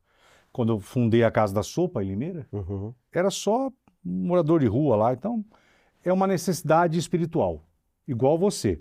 Legal, hoje eu sei que você é um cara que está rico porque por merecimento, porque vende livro, mas você não é um mercenário fabricado por uma indústria que... Então, é o William que todo mundo conhece, que está falando aquilo, todo mundo sabe que é verdade. E quando você fala com o famoso e fala com essa pessoa lá na Praça da Sé, você respondeu para mim assim, sem pensar, é o abandono. Porque você percebeu isso no olhar dessas pessoas, que existe um abandono ali. Esse abandono é um abandono das outras pessoas para elas ou delas mesmas? Delas mesmas. Assim, algumas foram abandonadas por pessoas que juravam amor. Uhum. A maioria foram traídas por mulheres. Mas aí depois vem o autoabandono. E por que o famoso milionário você também colocou no balaio do abandono? Por que quando você olha no olho do famoso, você sente que aquela pessoa também tem esse abandono? Ela não teria tudo para ser feliz? Porque todos nós somos vulneráveis, altamente. Tá todo mundo na mesma régua, na mesma fragilidade. Uhum. E talvez o cara que tenha mais dinheiro, esse vai ficar mais frágil ainda. Mais solitário ainda. É claro que o dinheiro te ajuda e te protege de algumas coisas, é uma muralha, mas é de uma fragilidade que ele te coloca num precipício. Os milionários são pobres homens ricos. E sentado aí, olhando para o Geraldo aqui, qual é a pergunta que você faria para o Geraldo que nunca ninguém fez, mas você gostaria que alguém um dia fizesse para você, porque você pensa assim, eu queria tanto falar isso, mas isso nunca ninguém me perguntou. Uma pergunta para mim? É. Se a vida que eu estou vivendo hoje se é uma vida que hoje me faz viver, me faz feliz, se tá legal, se eu estou bem comigo. Uhum. Eu preciso estar bem comigo. Então, se aquilo que eu estou fazendo hoje, se aquilo que eu estou vivendo, se está tudo bem, se está em paz, se isso me causa paz, se isso me causa preenchimento, que tá tudo bem, tá tudo certo, você está fora da televisão, mas você está bem? Está bem. Por que você está bem? Esse encontro, sempre que eu busco, em tempos comigo, para saber. E tem hora que a gente não está legal mesmo. Tá tudo certo. Pra caramba, né? Vai ficar assim até o final? Você quer ficar aí? Eu tenho só mais uma pergunta. Antes de encerrar a nossa entrevista, eu tenho só mais uma pergunta. Não encerrou não, vai voltar aqui porque tem mais meia hora com você ainda. Diga. Eu olho para você aí sentado e você falando sobre solidão, sobre tô legal, Não, sobre sou solitário. o meu Eu momento assumo. de vida. Eu vejo muitas cicatrizes abertas. Que agora Tô te analisando, você foi sentar aí, agora você vai ter, você falou para perguntar mas quem não o que eu tem quiser. cicatriz aberta? Você também tem cicatriz aberta. Eu tenho, mas agora eu que estou fazendo a pergunta para você, não adianta você devolver a bola para mim. Tá bom, eu não vou fugir, diga. Geraldo Luiz, você disse que você responde tudo. Diga. Tem alguma cicatriz que foi aberta e que você jamais esperava que seria aberta por uma pessoa em especial? Não precisa falar o nome, mas se tem alguém que fez isso com você que você jamais esperava? Claro, todos nós seremos decepcionados por alguém que jurava, por alguém que te prometia. Fatalmente, você que está me vendo agora aí, você vai ser muitas vezes necropsiado. Você vai ser aberto por alguém. Você vai falar, meu Deus, como assim? Como que essa pessoa foi capaz? Justo ela, justo ele que fez isso, é ele.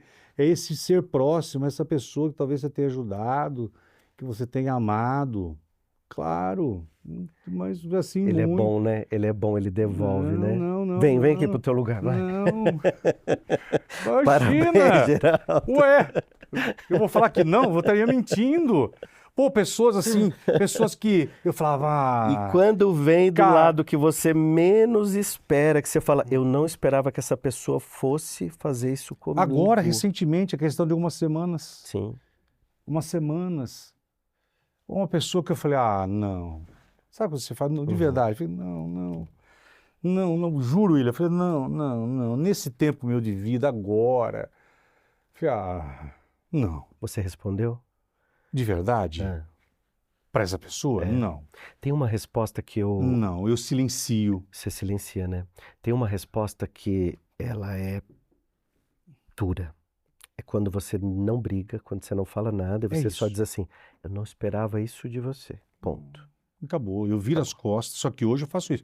Eu viro as costas, eu não dou anestesia em mim, não deixo anestesia, acabou. Eu viro as costas, eu não olho dos lados e não olho para trás. Mas na hora machuca. Machuca muito. Machuca. Caraca. Eu tive muitos esses momentos de pessoas que eu não esperava e são pessoas que, sabe às vezes quando você olha assim, eu falo assim, essas pessoas aqui eu poderia contar. Não, você não vai poder contar. E aí naquela hora você fala, não podia contar com essas pessoas. Você não vai poder contar. Não. Não vai poder contar. É.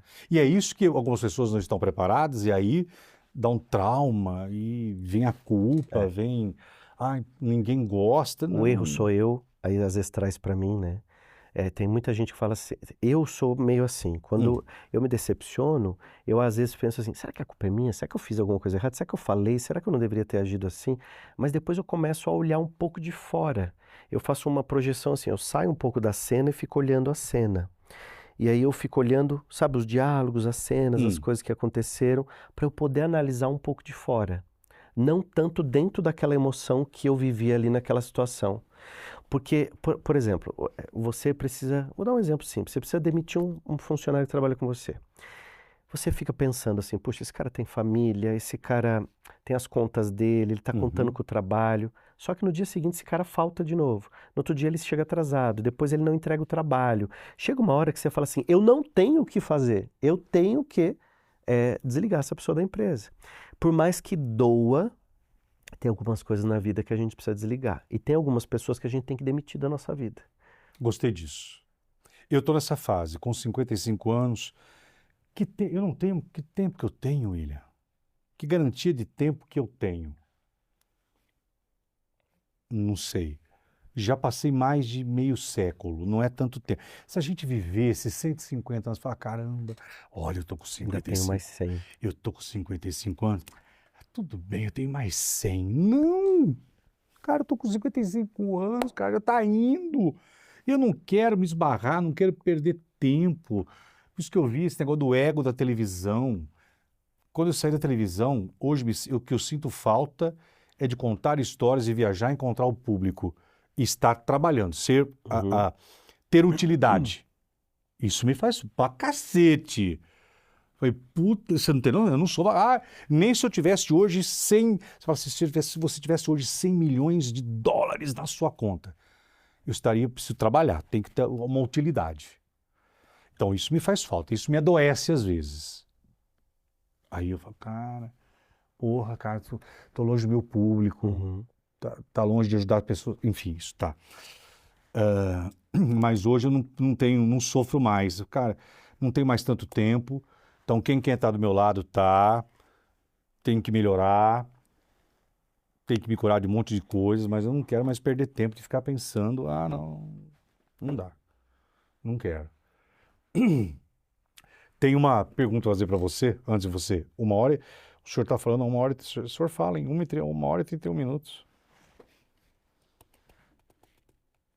Olha que delícia, não vou cortar nada, tá? E quando eu era criança, falavam assim, você fala muito, cala a boca, fica quieto. Eu também. Aí eu continuava falando, fica quieto, cala a boca, fica Tá quieto. vendo aí? Ó? Gente, hoje eu trabalho, a minha vida toda foi com a fala, né? Então imagina se você ouve desde pequenininho, cala a boca, fica quieto, e você cala a boca, você fica quieto. Tem muitos dons que são perdidos na infância porque simplesmente vai reprimindo aquilo tudo, né? É nessa hora que a gente precisa olhar o que tem ali de bom e ampliar os talentos, né? Para as pessoas poderem trabalhar e se ouvir. Eu tenho uma coisa, Geraldo, comigo que é muito, até parece estranha, mas eu olhava para a minha vida ainda criança e eu sempre gostei de falar. Então eu subia em caixote para apresentar, era como se eu estivesse falando, dando palestra, mas eu não sabia o que era, mas eu sabia que eu gostava de fazer aquilo. Então aquilo vem da alma, né? Vem o desejo, esse De falar. propósito vem, E aí eu falava muito com adulto, porque como a criança não falava muito, e eu queria falar muito, eu falava muito com adulto. Então na escola eu tinha amizade com a professora, com a inspetora, com a tia da merenda, eu falava com todo mundo na escola. Né? E às vezes em casa, com os parentes, eu falo, fica quieto, você fala muito. Eu peço, por favor, a minha equipe para me ajudar. Por favor, equipe, veja se o próximo entrevistado já chegou. Me comuniquem, por favor, só para saber mais quanto tempo eu tenho com ele, mais quanto tempo eu tenho. Veja, por favor, se o entrevistado chegou, e aí me comunique aqui, por favor. Eu quero tocar dois assuntos antes de você ir embora. Recentemente nós vimos essa tragédia que aconteceu com a menina lá em Limeira, aqui, pulando de uma altura, né? Foi morta porque esqueceram a corda. William, eu fiquei analisando aquela tragédia, que é da minha cidade, mas existe algo por trás que revela o que é hoje a sociedade. Ao lado daquela jovem moça, certamente tinha 15, 20 pessoas ou mais. Todas essas pessoas estavam com celulares, certamente. Uhum. Tá. Aí, de repente, esquecer quem era o treinamento de quem da empresa, esqueceram de colocar a corda, outro que chegou, que esqueceu de checar, outro que... Tá. Mas eu me pergunto, olha que profundo, se eu estiver errado. E as pessoas que estavam em volta, ninguém teve tempo de ver e de olhar. Espera um pouquinho, acorda. Quem estava filmando, quem estava ao redor, ninguém conseguiu ver. Então, tão grave quanto é os instrutores, a empresa da primariedade de não ter estrutura para estar praticando aquilo, das pessoas em volta que não notaram que uma pessoa estava já no alto e que não tinha uma corda, que não tinha nada. Então, todo mundo anestesiado, todo mundo cego, para não ver, e uma pessoa, talvez uma lá no fundo, que tivesse talvez até filmando, porque tudo se filma, a vida hoje é um espetáculo, porque tudo tem que filmar, tudo tem que postar, mas ninguém viu. Como assim? Eu analisei igual a você, assim, eu fiquei olhando muitas vezes essa cena por vários ângulos, né? Postaram muitos vídeos e tudo mais, e eu fiz várias reflexões sobre esse assunto. Eu cheguei a uma conclusão de que essa cena aconteceu e ela funciona hoje como um alerta pra gente. Nós não estamos com a mente no lugar onde nós estamos. Nós estamos hoje comendo olhando o celular, assistindo televisão olhando o celular. Então até o jeito de assistir televisão mudou, porque as pessoas hoje assistem televisão olhando o celular. Então ela assiste televisão, a televisão está ligada, ela está ouvindo de fundo, mas ela está mexendo no celular. Isso. Ela come mexendo no celular, ela vai dormir, ela fica no celular. Quando não aguenta mais, ela põe aqui embaixo do travesseiro. Quando ela acorda, a primeira coisa que ela faz é pegar o celular e de novo já papapá. As pessoas estão no vaso, vão fazer as suas necessidades. É isso. Não dá ordem nem pro organismo funcionar corretamente. E não presta atenção no que está acontecendo. Não vê a comida, não vê a bebida. Ou seja, a gente não está com uma atenção plena. O que é atenção plena? É você prestar atenção no que você está fazendo naquela hora. Porque a mente tem uma capacidade incrível de desassociar. E quando a gente treina isso, é o que aconteceu naquilo. Ali na corda é um exemplo, infelizmente, trágico que precisou acontecer para que a gente olhasse para a nossa vida e ver que nós estamos fazendo isso com a nossa vida todos os dias. Quando a gente não olha o que come, não olha o que bebe, ou deixa de beber água porque não está prestando atenção, faz exercício, não está atento. Eu vejo isso na academia, as pessoas estão fazendo exercício e elas ficam, depois da série do exercício, ficam um tempão ali mexendo no celular. Não está prestando atenção no que ela está fazendo naquela hora. E aí a gente vai para a cena daquela menina. Os instrutores automáticos, não prestando atenção no que estão fazendo, não tendo responsabilidade, não tendo protocolo. E aí eu imagino na cena onde os três levantam a menina e ninguém percebe que não tem uma corda amarrada. A corda está no chão. Inclusive a moça não viu que não foi amarrada uma corda nela também. Isso eu ia também falar. É. Porque se você está em alguma situação Que você vai... Obviamente que você colocou paraquedas. Tá, Você vai pular, eu tô de paraquedas. Quando a gente vai numa montanha-russa, você vem aquele ferro aqui, eu não sei você, mas a primeira coisa que eu faço é assim, ó, eu e vejo várias se travou. vezes. E várias. Se tá travado. Não é porque a Se pessoa o carrinho, olhou. Não. Eu vou olhar. E aí eu também penso na ansiedade que ela tava, no medo, no estresse. na câmera Ela ligada. confiou. Ela confiou a vida dela na mão de outras pessoas que não estavam com o olhar atento. Essa situação, ela é um alerta para nós que estamos aqui hoje pensando sobre isso, em como eu estou conduzindo a minha vida. Tem gente que não está vivendo. Tem gente que está existindo. Tá indo. É filho que o pai não olha quando está desenhando, não olha quando está conversando. O filho vem falar uma coisa tão especial, tão amorosa, às vezes, e o pai está aqui, ó, pá. Eu tenho um gato, que é o pretinho, que se eu tô aqui no celular e ele quer atenção, ele me dá cabeçada. E se eu não dou atenção nele, ele dá cabeçada na minha mão com o celular, porque ele quer atenção. Como que ele sabe que eu tô olhando para aquela telinha ali? Como que ele sabe que eu não tô com atenção nele? Olha a sensibilidade dele.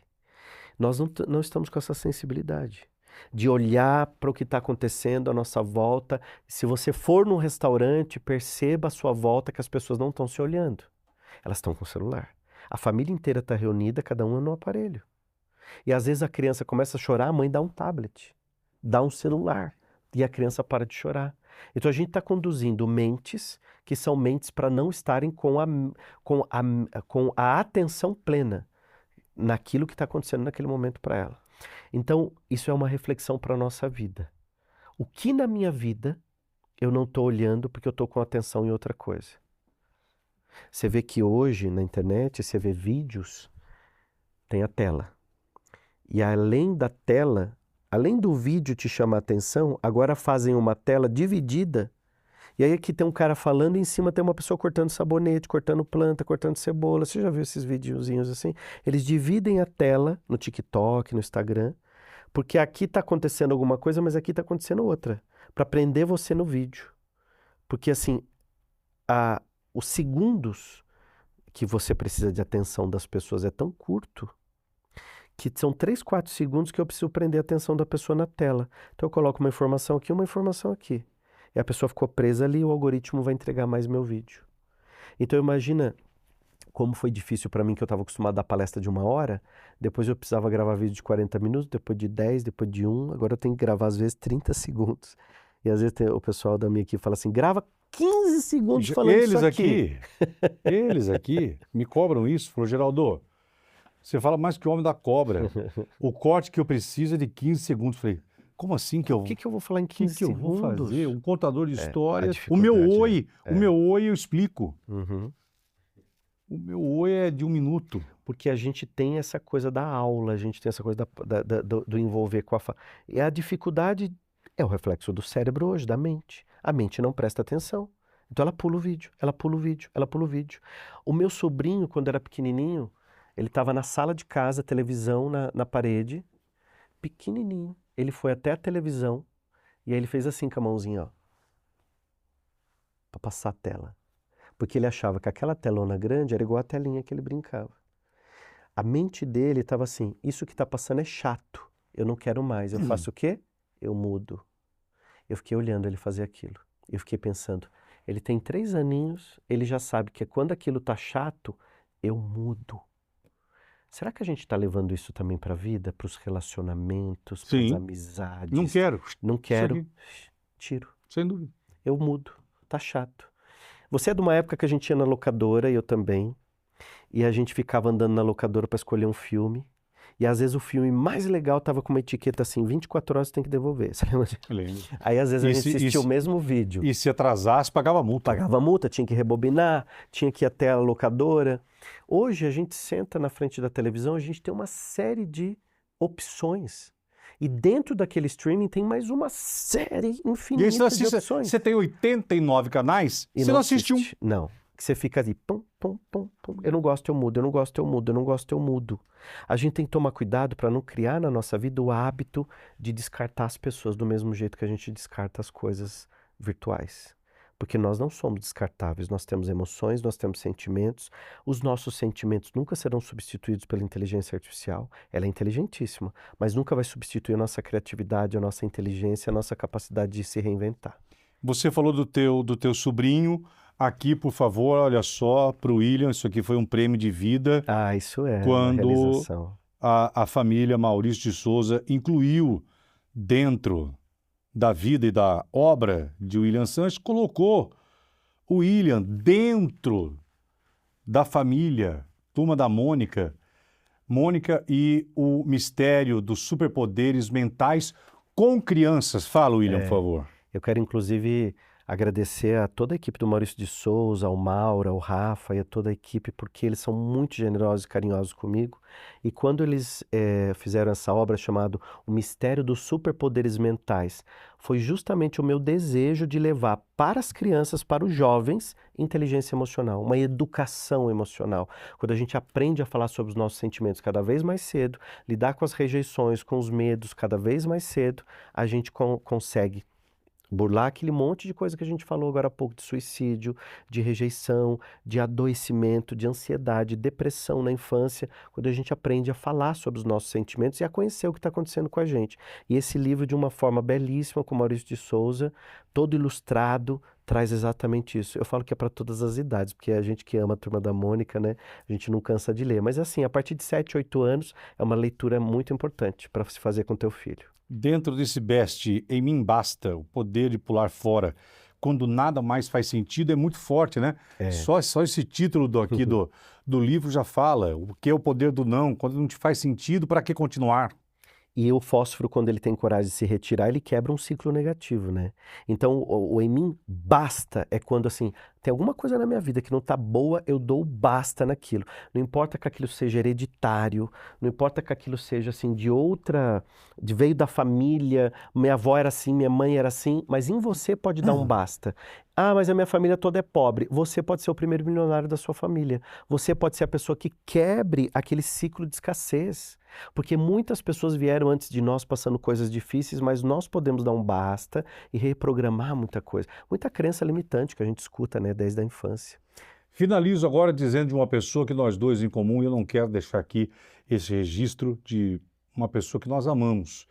Quando a gente tem que aplaudir o outro, ficar muito feliz com a felicidade do outro. Você conhece muito uma pessoa quando aquela pessoa que você julga ser boa, ou que você julga ser amiga, amigo, ou que te ama, que fala tanto, bate no peito, preste atenção quem fica feliz ou não com a tua felicidade. Isso é uma revelação. Presta atenção, larga de ser tonta, tonto. Quer fazer uma pegadinha? Um dia, inventa que você comprou um carro, que você ganhou na loto, sei lá eu, com o cara mais bonito do quarteirão você está namorando, que a nega mais bonita do quarteirão você está namorando você, enfim, conta algo para essa pessoa que você acha que gosta de você. Mas mostre uma felicidade, estampe isso e veja a reação se a sua felicidade passou para ela, como ela reage à sua felicidade. Isso é tão importante. Por que você está falando isso? Eu não estou falando isso para mim, não. Estou falando isso por um amigo nosso que demorou 30 anos para ser reconhecido, 30 anos de uma paciência de um cara que nós amamos e que nós estamos felizes de ver, mesmo depois de 30 anos, que enxergaram ele, mesmo depois de 30 anos, que foi possível que mesmo depois de 30 anos, Luiz Ricardo, você hoje tem seu palco, você hoje tem seu programa, você hoje tem a sua alegria, você tem seu reconhecimento, o público encontrou você. Então, Luiz, ver tudo que você passou durante 30 anos e ver a sua felicidade e ver o quanto que as pessoas estão vendo o seu talento é tão lindo. Então, eu queria finalizar falando do nosso amigo Luiz. O Luiz, eu tive a honra de escrever o livro do Luiz. Sim. Foram 2 anos de conversas. Eu fui no lançamento. No lançamento, foi lindo o lançamento. Foi no dia do aniversário dele, dia 27 de janeiro. E o Luiz, assim, eu cresci, claro, ele vai me matar quando eu falar isso, né, desde pequenininho, assistindo, não o Luiz Ricardo, mas assistindo o Bozo. E a primeira coisa que eu tenho de lembrança dele foi quando eu, pequeno em São Roque, que eu sou de São Roque, chegou o circo do Bozo na cidade. E eu fui até o meu tio pedindo para me levar para o circo de todo jeito. Meu tio falou, pera um pouco que eu vou ver se é o verdadeiro. E aí você sabe como é interior, né? Nós fomos até a casa de uma vereadora perguntar se o Bozo que vinha naquele circo era o de verdade. Ela mostrou um documento da TVS na época e eu lembro que tinha uma cópia do crachá do Luiz Ricardo. Quando eu fui escrever o livro do Luiz Ricardo, ele falou assim, você coloca esse crachá no livro? Você acha que eu não chorei? Tá doido. Então imagina, tantos anos depois, mais de 30 anos, eu ter a honra de escrever o livro do Luiz. E o Luiz é essa pessoa, perseverante, resiliente, amorosa, ele é exatamente aquilo que ele mostra na televisão, ele é ainda melhor nos bastidores, porque ele é um coração gigante e um amigo muito querido. E durante muitas vezes que ele conversava comigo para escrever o livro, ele falava, pode pôr aí, porque eu já encerrei. Eu não vou parar. Não tem mais, eu já passei dos 60, William, não vou mais fazer nada, né? E a gente tem hoje a prova de que nunca é tarde para sonhar e nunca é tarde para realizar os seus sonhos. Então hoje a gente está muito feliz e aplaude o Luiz Ricardo com o sucesso que ele está fazendo no Viva a Noite. Tá bom, No Luiz? SBT. Para você, a nossa A gente te ama, Luiz. a nossa declaração de amor. Quero te agradecer, que você continue se espalhando, que você continue levando nas suas Às vezes não é preciso nem ler o livro todo, mas a pessoa está tão necessitada que uma página, uma frase que o William fala, ele já contamina pelo lado do bem. Que venham outros livros, mas que você continue sempre crescendo espiritualmente. Que a vida, que o mundo espiritual continue injetando em você aquilo que aqui na Terra precisa enquanto aqui você estiver. Conte comigo. Obrigado sempre pelo carinho, pela tua presença, pela tua energia e te agradecer de você estar aqui e agora. Obrigado, Geraldo. Obrigado pela generosidade. Você é aquela pessoa que transborda, você vai além da borda. Você pega o teu holofote, você não ilumina só o teu caminho, você está sempre iluminando aquelas pessoas que estão à sua volta, e isso eu tenho que te agradecer sempre.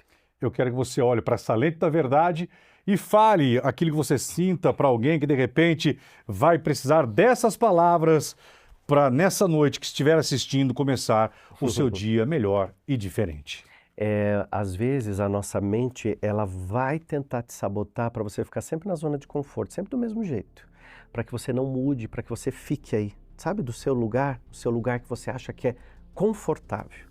Só que quando você tem um desejo, esse desejo está aqui dentro do seu coração e esse desejo é um desejo ardente, siga esse teu sonho com força, porque tudo aquilo que você pensa aqui, tudo aquilo que você sente aqui no coração, você vai vivenciar nas suas mãos. Acredite mais em você. E não duvide de você. Muito bem, e aí, gostou dessa nossa conversa, desse nosso encontro? Obrigado pelo carinho da tua companhia. Até agora você com a gente, quase 2 horas. Pois é, que você tenha se alimentado dessas palavras e dessa troca de energia. Compartilhe esse vídeo, me ajuda. Cada compartilhamento que você faz, o like que você dá, o sininho, a gente vai crescendo juntamente com vocês. Forte abraço, beijo no coração de todos, beijo no teu coração. Obrigado, meu irmão. Até o nosso próximo encontro. Tchau, pessoal.